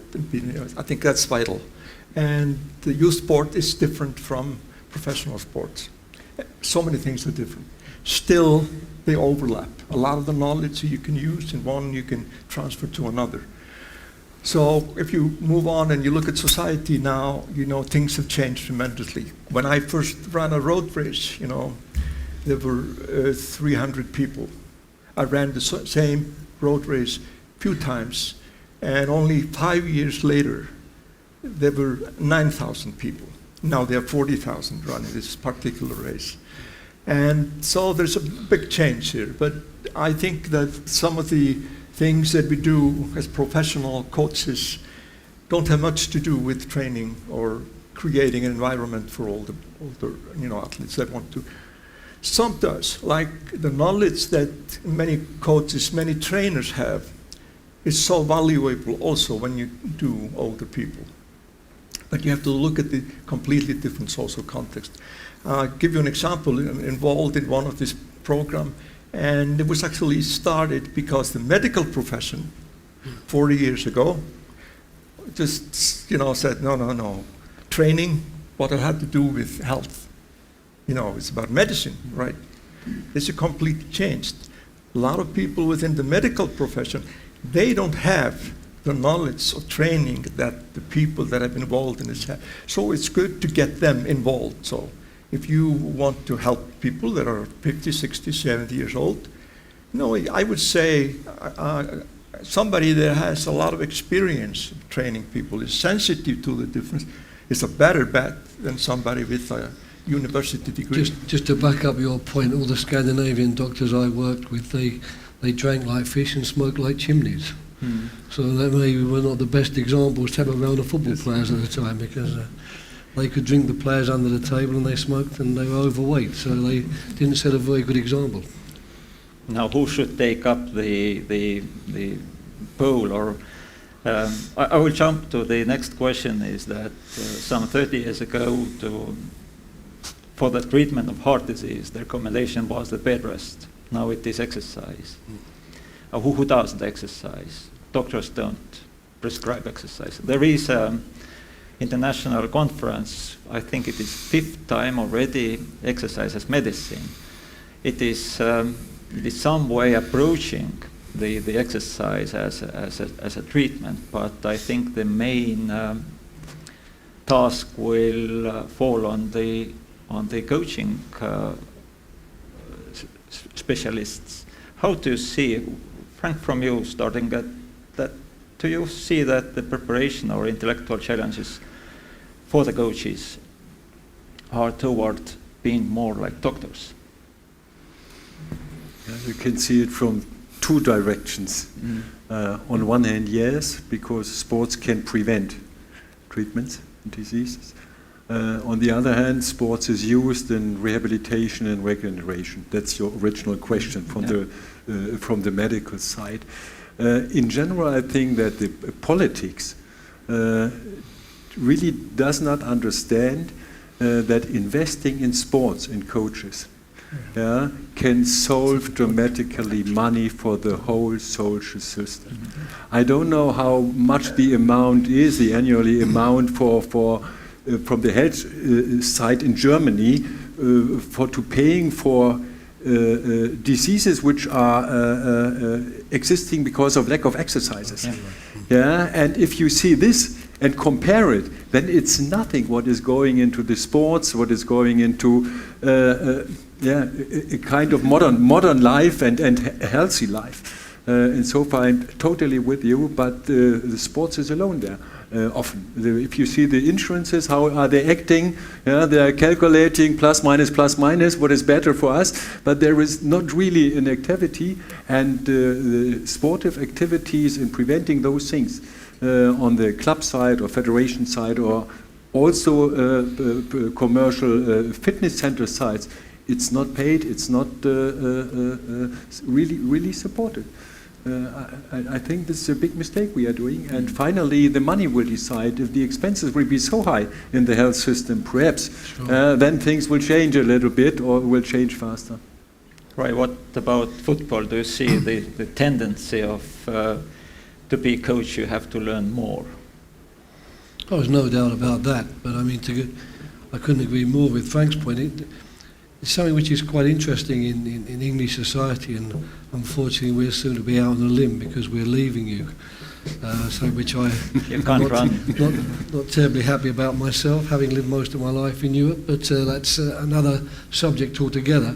But the interesting thing is, when I was talking to my wife about it the other day, growing up in the 50s, all right, it's just after the war and there wasn't very much money, but you rarely saw fat people, straight up. In England now, it seems to me we're polarising it. There's a group of people who eat badly, do all the things they shouldn't do, are vastly overweight, obesity is becoming... But on the other hand, there's suddenly a group of people who are fitness fanatics. My son's virtually in that cross-training and doing things which really most human beings wouldn't want to take on, really, just to keep fit. And it seems to me there's nowhere in the middle anymore. There's no people who just lead a relatively active life, even just go out walking, eat relatively sensibly, have a drink from time to time, they might even have a cigarette or two. But they're leading life in the middle lane. It seems to me in England we've got 2 lanes. We've got the real slow lane where people are decreasing their life possibility with every day that goes by, and we've got another group who in actual fact are giving themselves a risk of heart attacks by overtraining. So it's interesting how, I don't know how we get back to the middle road, and certainly just on a final point, with our national health system, which was really a system which was a forerunner for many of the health systems which, we see all around the world today, that's collapsing all around us because we don't have the money to pay for it, simply because, as Frank was saying, the requirements on this health service to service all these really, really unfit people who are doing it by their own making because they're not living sensibly, is bankrupting us. Kirsi, how do you see in Finland the same picture? It should be a little bit wiser, or there are crazy hockey moms I know in Finland. Yeah. It's interesting view that you see, that you draw us a picture that coaching should like enlarge to other areas also. And I'm not sure what to think about it, but for sure there should be more interaction and more cooperation between health sector and physical activity sector. Whatever experts in physical activity those people are who work with them, are they coaches or whatever, but there should be more interaction. But the preparation of coaches has been changing in Finland. Other new topics in curricula. Yeah, but for instance, sports medicine has been topic for decades, but the new topics are more like human interaction and such kind of things. How your country became so famous in football? What did happen? Was it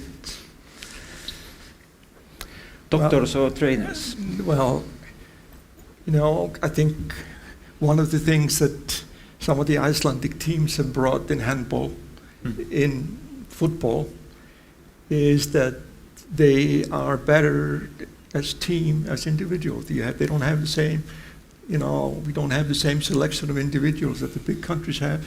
So we have learned to do more with the team aspect, and we learn to do more with the enthusiasm and the hard work and all these things. And be professional, I guess, is what we have. And I think that our youth, our organizational sport is good, but then we have a gap, you know. So I think all countries have a little bit different things to deal with. But it's true that you see a polarization everywhere. You see it in kids. Kids used to play outside. They used to play you know. Now we have, you know, cities that have no place for kids playing outside. So that's part of the polarization. And you see this happening in Iceland as any other countries. And you also see that the kids that do sports, they do more. There are fewer kids that go 2-3 times a week. They start to do 4 times a week or more. So the kids that are training do more. So you have a widening gap, as Roy said here. And I think that's a problem. The success of a small country like we have, I think, has to come from, you know, organization and you know, little things like this. I think today in football you have so much talent everywhere, you know, the skill has changed. And just make a point of this is that I remember the days when the footballer would run 2 kilometers in a game. Now they run 12, you know, 13 even. You see numbers like 11, 12, 13 again and again. And this puts the training in a completely different perspective, you know. You have to do things differently than you did even 10, 15 years ago. And the other point is that we still have to, you know, do 2 things. First, we have to do the things that we're doing here. We have to explain, you know, the importance of the coaches and the knowledge that they have acquired in their work, their crafts, you know. We have to explain that to a lot of other, you know, positions. In the 1950s, the 2 occupations that had the lowest life expectancy were media people and doctors. It's not that long ago. Nothing to learn from doctors then. And I published an article in 1980 something. No, 1990. It was even closer than that. And I was, from my data, it looked like that, you know, if you did a lot of physical exercise, you felt better mentally, you know. And at the time, I couldn't find the theories, you know, the theories were not there.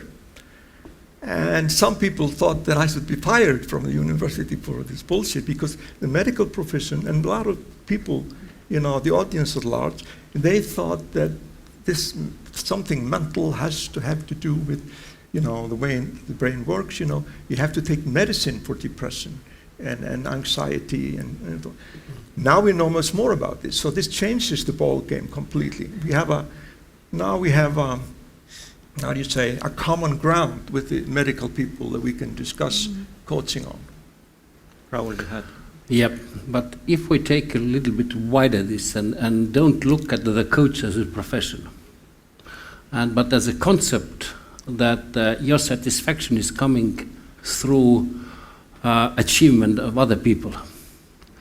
You are doing for some other people, then it will be much wider, and it's not only sports then, it's just teaching other people to make them happy, not myself. And then it's coming or becoming quite interesting to see. One of my friends, one of the best physiotherapists in Estonia, I asked him, what is your mission in life? He said, my mission is life to save 40 to 60 years old men from themselves. Because they were sportsmen in childhood. Then they started to work like, then they became rich, and in age 40s they start to train like professional sportsmen. And there are a huge number in all these marathons, you will see thousands of them. And after a while, they need doctor or they need something else. This is very dangerous in a way. So I think there are a lot of understanding, changing needs in society, what coach is doing. And what the role could be in interaction with society.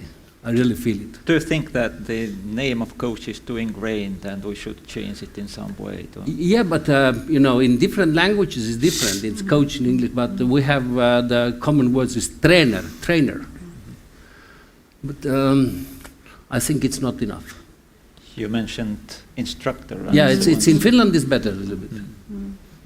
You have, should we keep the word of coach or trainer, or should we invent some new, because the challenges are new? I think this is matter of culture. It's matter of language also. How do you describe? I don't know. In Germany? Yeah, I think this word trainer, we also use it in German. It's a little old-fashioned. Yep. And I remember you mentioned Nordic walking in your presentation today. And this was dramatically increasing in Germany 10, 15 years ago. And this commercial group who had an own interest in selling this Nordic walking sticks, they offered own licenses.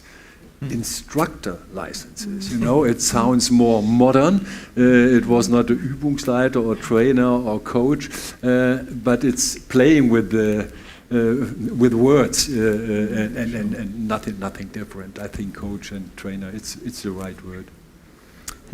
What is your opinion? And we see that the internet is changing the way we live and work and so on. And how do you see the impact of connectivity, automation, artificial intelligence affecting coaching in 10 years? I know it was asked previously also, but do you see? I think it's or feel? Yeah, I think it's already existing. Yes. What should coaches take into consideration in the game? From my point of view, a successful coach. And coming back to your first question, what I've learned or what mistakes I have done, I think I very early understood that I have to be the leading part of a production network. That means I need colleagues who are specialists in their fields. Biomechanics, physiotherapists, whatever, psychologists and so on. Because nobody has a knowledge of all those people and their experiences, including psychologists. We very early in my responsibility for the federation, then later on, have had minimum 2 psychologists with our A national team during the big championships. They are the whole time there and not offering therapy, observing, being there behind the scene. Working, sometimes also for coaches, not only for athletes. And I think if you understand it in that way, then you are immediately by using modern technology. If I see in how far, for example, our scientific people, we have had national championships last week, they immediately research things, angle, speed, whatever, at the moment of, and seconds later, a coach gets the feedback, he can give this feedback to the athletes a small example. And on the other hand, in our daily life, I think we are already. I just have looked to who has a fitness tracker, who has his own coach on his arm. Yeah, that's something like a virtual coach. We are already. Better question is who don't have anymore the fitness tracker, because it's going down again. But the danger is that the athlete becomes an Excel sheet instead of a human being. I've seen quite a lot of instances when you're following the graph instead of looking what's happening behind the screen. I think this is a secret. Only getting results from any researchers has nothing. The question for a coach is how to use it. And how far does it help me? Saying an athlete, okay, your ankle was 41 degrees, try it with 40 degrees. It's nonsense, because he can't feel it, he doesn't know what it means exactly. I think this is a secret, and that's the reason why you also in the future need the human being, the coach.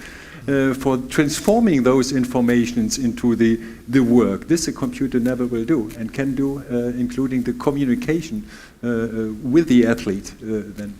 Roy, you told us that you are really a good coach only over the last 2 years. Are you an old-timer or? No, I'm not working. Okay. How do you see the coaching and new gadgets? No, I think Frank said it all there, really. I was just about to, I think the coach, and certainly I found it in recent years, even before the England days, but in particular during the England days, you're more of an orchestra leader to some extent. You've got a lot of experts around you that you want to tap into their knowledge, the use of videos, and everything is so much more available to you than it was in the past, where you just really worked on your experience, your intuition, and what your eye told you. But I'd come back to the latter part of Frank's part. I think the human side is so very important. I don't think you'll ever get players or people responding to coaches that they don't like, strangely enough. And likability is something we never actually talk about. But I remember reading an American leadership book some years ago from one of the coaches. I can't even remember who it was and in which sport, but his major tenet was that all learning at the end of the day is based on love, and however much you respect people, however much you understand that they know their subject and what they're saying is good for you, if you don't feel that you want to take that message on board, if that person can't, with his human warmth or his personality or charisma, whatever we like to call it really, if he can't put that over and drag you in, unfortunately all that good work's going to go to waste. And I think that the other thing that's come out of this discussion for me, where I don't consider the subject of coaching globally, and like Kiersey, I don't have the problem of working out what the coaches should and should not be doing.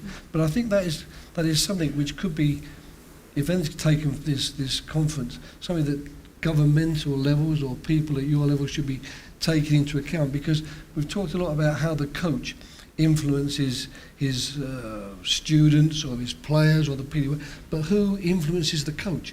Where does the coach get his inspiration from? Who are the people that actually educated the coaches, inspiring the coaches to become better?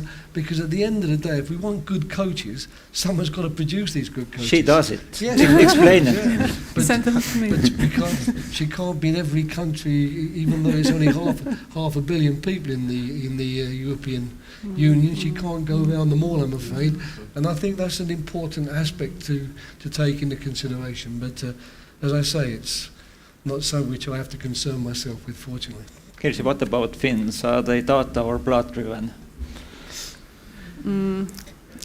I think more data-driven, but I think coach can benefit a lot of those if those are used right. And for instance, social media, you can actually learn more about your athletes through it, about their life and what kind of things they are interested in and such kind of things, and engage athletes through social media, sending them questions or video clips or anything like that, and ask them to discuss about it. And so there are a lot of possibilities for coaches. Is there a difference between child and grown-up? Because child will probably don't take in so much data-based argumentation. Yeah, but child can, for instance, watch YouTube, for instance, like Zlatan doing something tremendously good and bring that to the coach. And I watched this, let's practice this today or something like that. So why not? Thor, you have studied youth behavior. How well can you argument then to change the way of living or adjust training? Because training happens autonomously. You just give advice. Well, first of all, you can't influence people without touching them somehow or other. You have to touch people to influence them. You have to have face-to-face interaction or something that you don't have. You cannot bypass that at all. And youth, what have you, older people, what have you. I think that, go back to it's a big question that you ask here. Go back to your question about about how technology changes. It does change things, but it doesn't take out the human factor, It just put the people in a different situation. We all know about you have this tremendous load on the coaches now. You have to analyze the game, you have to get all the clips, you have to get them to the people, and you have, to prepare for a game, you put more work than ever before to prepare a game, because everybody is doing it, right? And it works to some extent. You also have now with kids, there are programs that help kids to get a better understanding of the game, like in football. You simulate a lot of things, and kids do a lot of simulation, and that helps them because the speed of all these games, football, basketball, handball, is increasing. So you try to go a little bit more to the unconscious, to the intuition, and to do that, you can simulate things, kid play games, and there are some, famous example, Steve Kerr. Stephen Curry is using computers to do some of his training to, be able to do, react quickly, to train his attention, But that doesn't take away the coach. I don't see that at all. It just changes it. Statistics could just be so misleading if you interpret them wrongly. Believe me, I've taught statistics for 15 years. So human factor will not go out. I don't believe that. Raul, your take. I would like to stress 2 points where coach could be very useful. One is sports life and interaction with the cultural life. We are in Estonia. We had 120 years, maybe the world first real intellectual sportsman, wrestler, Georg Lurich.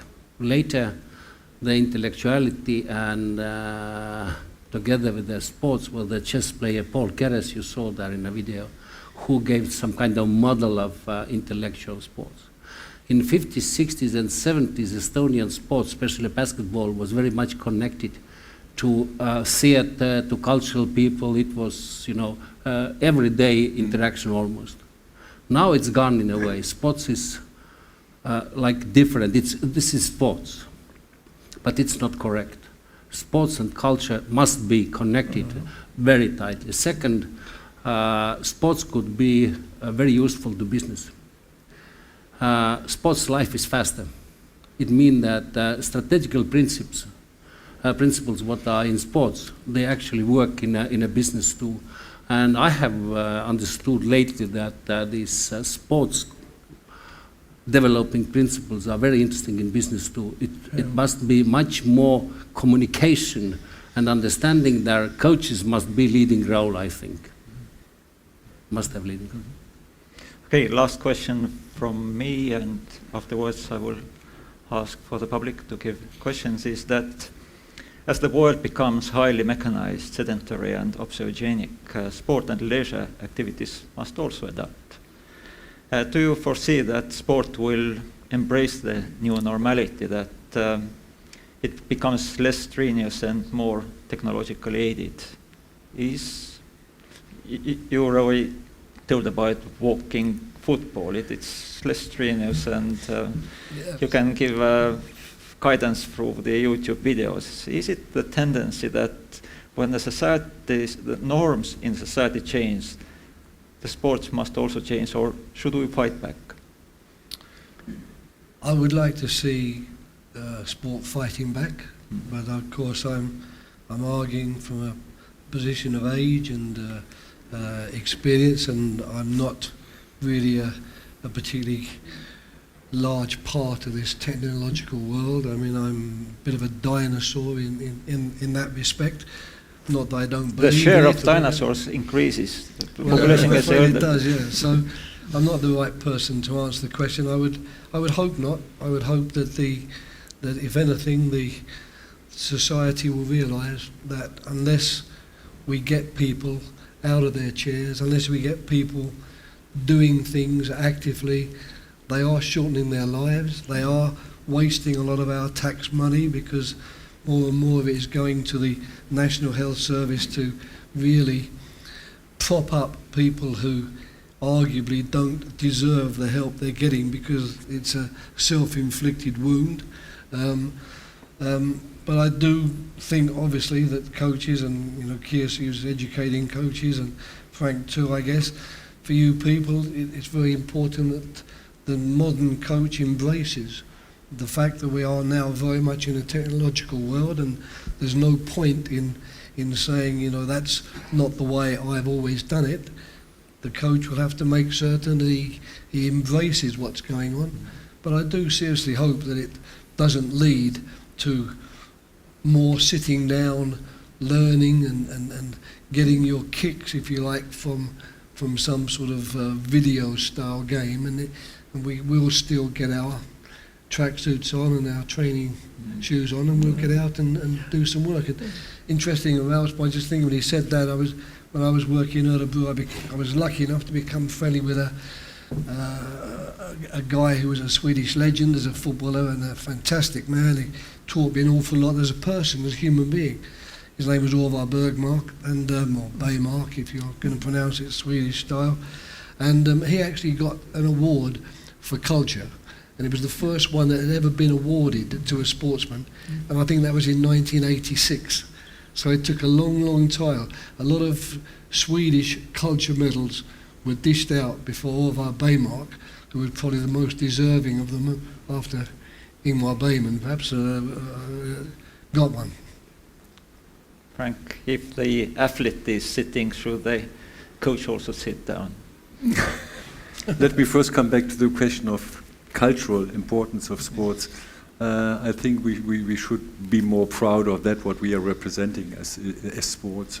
I think sports is a cultural value, a real cultural value, because sports is giving something to the worldwide society which no other sphere of life is giving. Perhaps you are astonished now. We have rules which are worldwide the same, and we are doing and acting and practicing the same rules worldwide. Same as any other sphere of life in which this is existing. And I think this is, only this is an argument to say we are something, we have at a cultural value worldwide. Sorry that I came back to that question. I want to go back to one point also. I actually think that the role and the importance of coaches, also in connection with athletes, is decreasing, because other influencing groups, athletes, representatives, managers, sponsors, and so on, are really influencing the whole situation. More perhaps in individual sports and in team sports, but also as far as I follow football, what is going on, one player is going to that, who is behind this interest, how is it organized, managed, and so on and so on. And in athletics, I really can say that the influence, Raul, and you will perhaps agree, of the athletes' representatives was increasing dramatically, including all the problems resulting out of this. Kirsi, what about Finnish cultural background and changing times? I would like to continue a little bit about this. The role of the coach is changing. If we think about the new sports, or new, they're not all new anymore, but like snowboarding or parkour or those kind of things, there is, at least in the beginning, there is no role for the coach. That might be due because there are nobody who is experienced enough to coach anybody, but the other thing is that I think these new sports are sending a message that they don't appreciate the traditional coaching. They want something else. A stupid and old one. That yeah, you have to have something different. Yeah, and by traditional coaching I mean like the athlete's role is to obey and silently obey. And the athletes actually want more active role, and I think these new sports are sending this kind of message. So coaching culture has to be changed. Do you see it happening in Finland? Little by or little. you are producing Yeah, these little by old little, type? yes. Little by little. Yeah. What about Island? Well, maybe I just comment on the culture and the thing about technique and human behavior. The thing is that a lot of young athletes today, a lot of adolescents into sport, they find that more meaningful than many of the other things that they do. And why is that? Part of it is because it's active. You're doing something. You're engaged in it. You experience a little bit of flow. All these things that have been taken out, they come with the game and come with the skill. So I think that one of the things the sport has is that it is interesting and it's meaningful, and you can engage in that. You can forget about a lot of other things. The other part, I think, that we forget all the time is that you raised, is that do you know of any activity that is so international that everybody, every kid, everybody knows what's going on the field? No, doesn't make any difference where they live, No activity. The international, the global dimension of sport has tremendous, possibilities. But we will have to fight for the good things in sport. Nobody else will do that. We will have to do that. We will have to fight. Sport is being threatened all the time. All human act, it's not isolated. It's a lot of money. Well, how does it play out? So we will just have to fight, for some of the good old things in sport, How do you see in the media that the war is brewing? I don't really know. It's quite difficult to predict future anyway. I am very grateful to Roy about this walking football notion. I could love football again, I feel. That's what's important part today.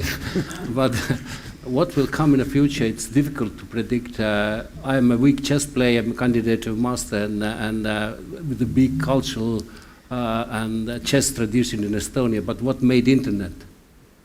I don't know, 20, 50, maybe 100 times people are playing in internet. They don't need to sit in a desk anymore, and the level has increased tremendously. So maybe this new type of technology is changing our understanding, and we will talk after 10 years very different things. One thing is clear, that the role of coach technology will not change totally. Now the last question, the short answer only, please, yes or no, and to raise that question and not to let to be in the comfort zone. Is e-sport a sport? Is what? E-sport, a sport. You don't know even the words. Well, yes. Well, I'll begin. Yeah, okay. Go ahead. There are not all countries. It should be yes or no. Yeah, no. It is. You can't ask a professor that taught for 40 years to say yes or no. We should not get too hung up on words. Estonia and Iceland were probably one of the few countries in the world that would say that chess is a sport. Yes. Not all countries say that, but in Iceland, Estonia, it's a sport. So we should not get really caught up in that, We have to just work it out as we go along, right? So sport is a sport, right? But not all sport is a sport. Yeah, okay. When hackers want to make the Olympic Games, I can live with that. Okay, Kirsi, your opinion? Yes, you have in Veromäki your e-sport team working with the hockey players. I learned from somewhere. Yeah, our esports team has their own training center already. Yeah. What about your opinion? I don't know.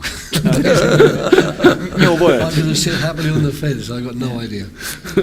Frank? In my definition of sports, no. Not yet.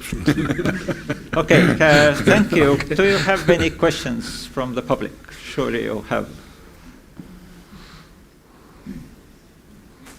Oh, 1 second.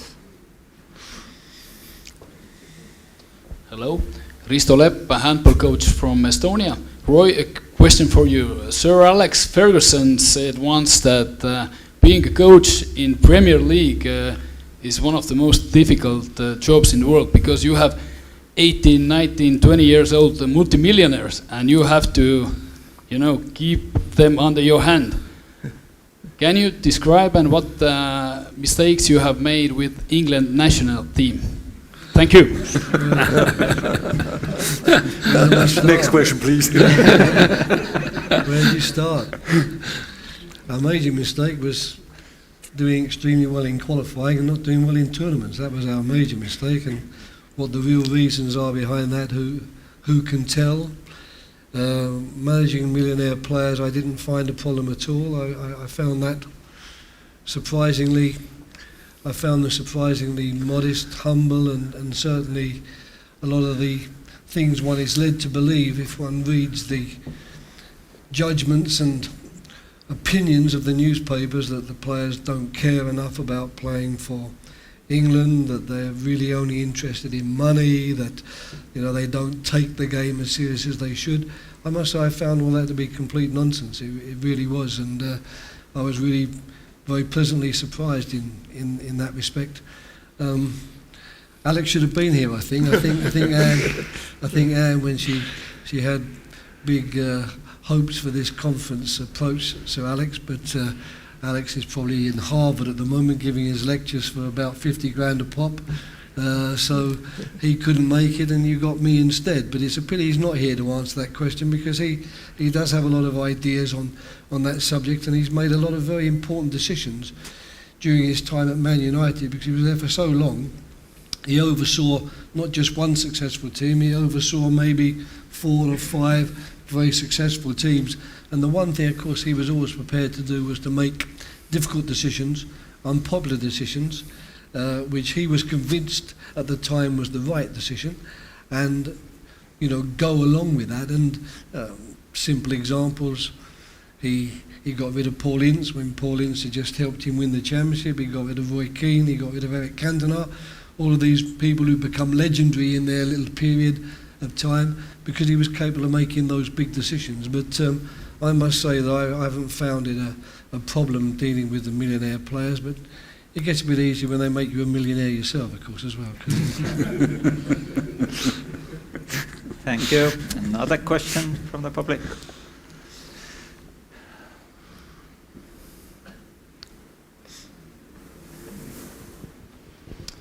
Gaetan Garcia, still working for Tafisa.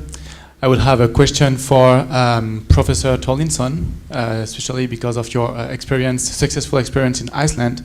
You were outlining in your presentation the difference between the formal sports and non-formal sports participation, especially in regards to substance abuse, to highlight the role of coaches and how they could serve as educators or as people who can put people in the right direction to avoid substance abuse and drinking.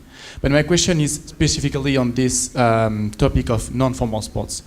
Unless I'm mistaken, I don't think that we can involve 100% of the population of the youth into formal sports. So is there a way for coaches to reach out and manage to touch the people who are doing non-formal sports, because non-formal sports still have benefits for social inclusion, for instance? Is it the role of coaches, and is there a way they can manage to achieve this?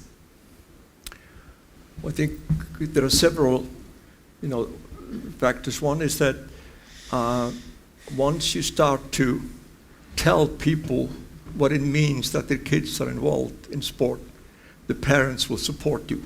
That has happened in Iceland over a period of time. So that's one factor. The other one is that the definition of formal sport is a sport that is organized within the club context. You have a coach and you have the whole system. you know. You have these rules. And in many ways, if you want the formal system to work, you have to create opportunities for the kids that are involved in this to go out and play informally. That sounds contradictory, but that's a key factor. Keep the gym open for them, you know, because so it works much better when you mix those two things. The examples that I used them to show the importance, you know, of the coach and the organization. But in real life, it's not that of a clear, you know, thing. But I believe you can involve 80% of the kids, you know, if you want to do it, you know. Iceland is a small country. Being a small country has tremendous disadvantages in the big world of sport, but it also has some advantages too. So I think it was easier to do some of this in Iceland than in other countries, but still look at Finland, you know. Look at the rest of Scandinavia. 70% of kids, when you talk, the problem is they start to drop off. What do you do then? But I think you can involve 80% of the kids in formal sport, you know, during the years of 7, 8 to 15 maybe. I believe that you could do that. Did I answer your question? Or now and the last question, yes, from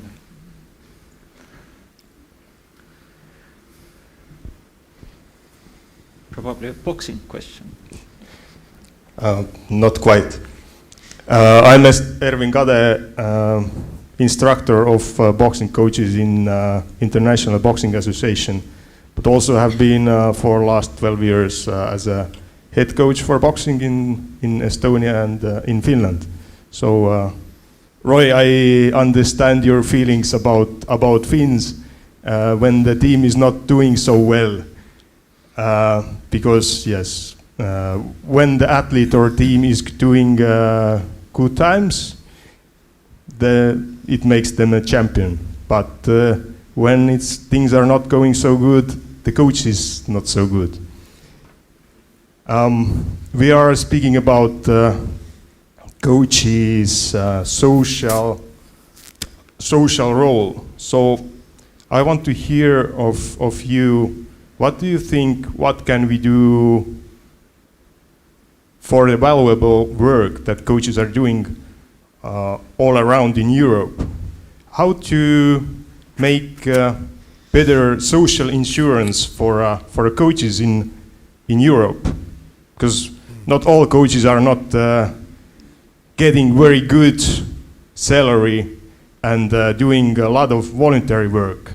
So what is your idea in the panel? What could we do better to investigate and motivate the coaches to work and make the better results? Thank you. I think it's obvious you've addressed the question to me. I mean, let me start by saying that you're far too good looking to be a boxer, so you must have been very good at it, because most boxers I've seen have had their faces smashed up, and you look as though you've done very, very well there. But I think it's a question definitely for the panel. You refer to my 2 years at Finland, and very proud of those 2 years at Finland. I even received an honour from the government for those 2 years. Must be the only coach in the world who's been given a knighthood for losing, but there you go. I was happy to accept it.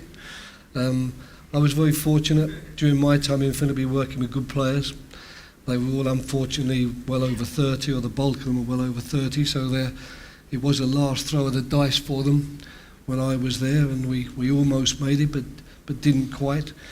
But what can we do, or what can people do to ensure that coaches are better looked after socially, and you know that their work is more appreciated? I think for me that's been the whole ethos of our discussions here today. I'm not the right person to answer it, because I've always been the person there working and benefiting in a way, if you like, from being very well looked after, because I've been rewarded professionally for the work I've done, and as the rewards for the players has got higher, so the rewards for myself got higher. But strangely enough, there's no doubt that the rewards getting higher doesn't actually affect anything. It doesn't change, or it shouldn't change, what gave you the most satisfaction in the first place. And for me, the most satisfaction has always come about from actually being on a football field with a bag of footballs, with the necessary cones and tools that you might need, and a group of players who want to work with you, who want to, hopefully take advantage of some of the things you've got to give them. And the satisfaction from that's enormous. And I think that's why, people like Alex and myself go on for so long. We don't do it because we need to put bread on the table or to make lives comfortable for our family. We did that donkeys years ago. We do it because we love the sport. But your question, I think, is one really for higher levels. What can governmental bodies, what can sporting bodies like the one that ICCE actually is in charge of, what can they do to increase the awareness of the amount of all the good work that's going on, and if anything, try to release some more resources? Because to be fair, if you look at the resources, just to go a simple one, opera in England receives so much funding from the government, whereas football receives next to nothing. Because football is not culture. But unfortunately it is, because for the bulk of our 60-odd million people, the only culture they know is football. They don't know opera, they don't know the theatre, they don't know literature, they know football.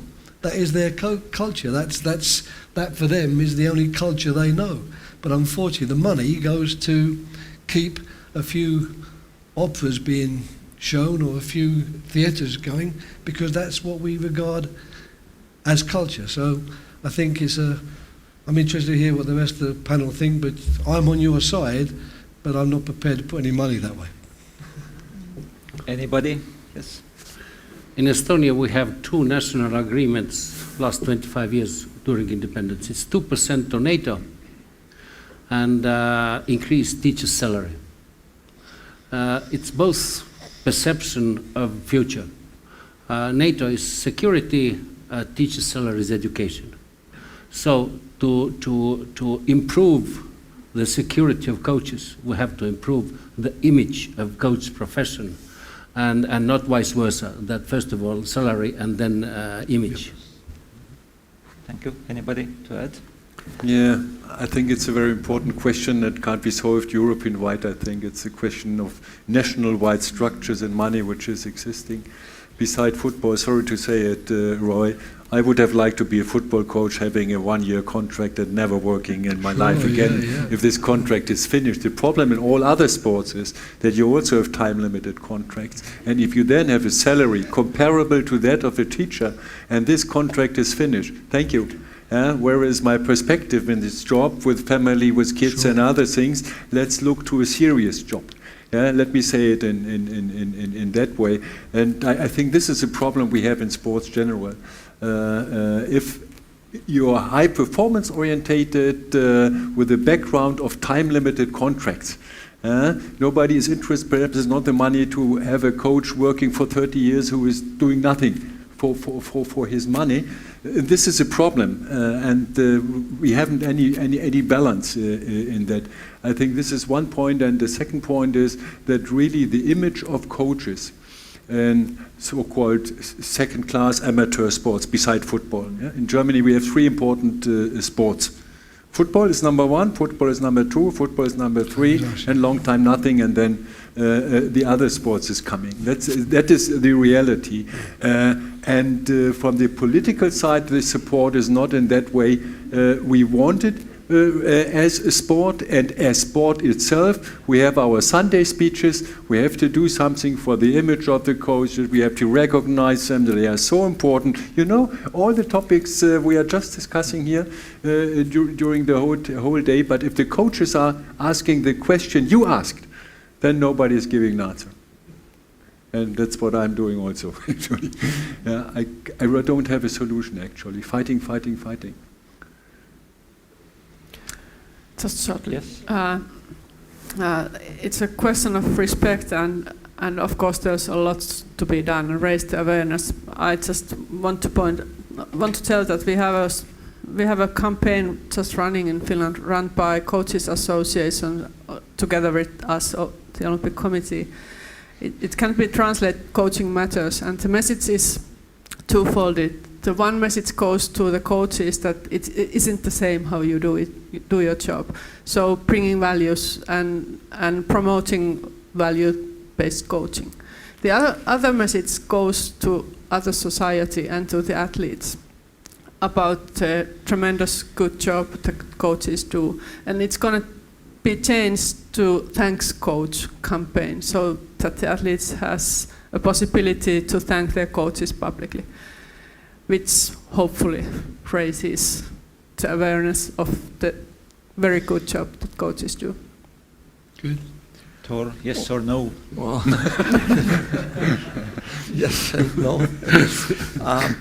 Well, I think that we pay a lot more attention to good, prestigious coaches, to individuals in the job that we know that are successful. But I don't think we have paid much attention to the profession of coaching. I think there is a difference right now. So I think this is why I was excited to come here, when I had the opportunity, because this is different. You are paying attention to the role of the coaching society, to the profession of coaching. And I don't think that has been done very much. It's more that we really know all the successful individual coaches. That's sort of how I experienced this. Mm-hmm. Thank you. Now back to the reality. If you check your watches, it's time 1 hour over the original time. So it means that we were successful in deforming reality, making the feeling that coaches are important and so on. But just keep it in your mind that coaches are important and continue it in your real life. Thank you for the panelists. You were really excellent. Thank you. Thank you, Christian.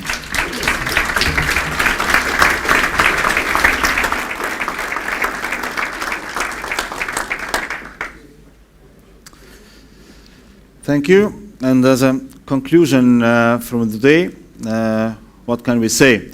The world and its societies are changing. The role of sport and the coaches within the societies in the world have changed also. We have many new different groups of people who are involved in sports, and we need new different approaches to bring even more new groups of people to sport and keep them there happy and healthy. And it's influencing us more than we can imagine. This is something we can think about and discuss it, but not in here. Like Christian said, we are over time exactly 1 hour. That's great. And today's program continues 7 o'clock exactly. From the lobby starts the tour of Old Town. Last time I checked, it was raining. I hope it's still raining. But luckily we have raincoats for you. The tour of Old Town ends in Estonian History Museum, where the official dinner is served. So, who wants to skip the tour, even if we have the raincoats? You are more than welcome to go directly to the Estonian History Museum, where is the official dinner. About tomorrow, we will start the morning with the morning run. It's 7:15. The distance is still a secret, but it can't be more than 10 km because at 9 o'clock we will start our conference. So it is. So thank you everybody, and it was a good day, and see you all tomorrow. Thank you.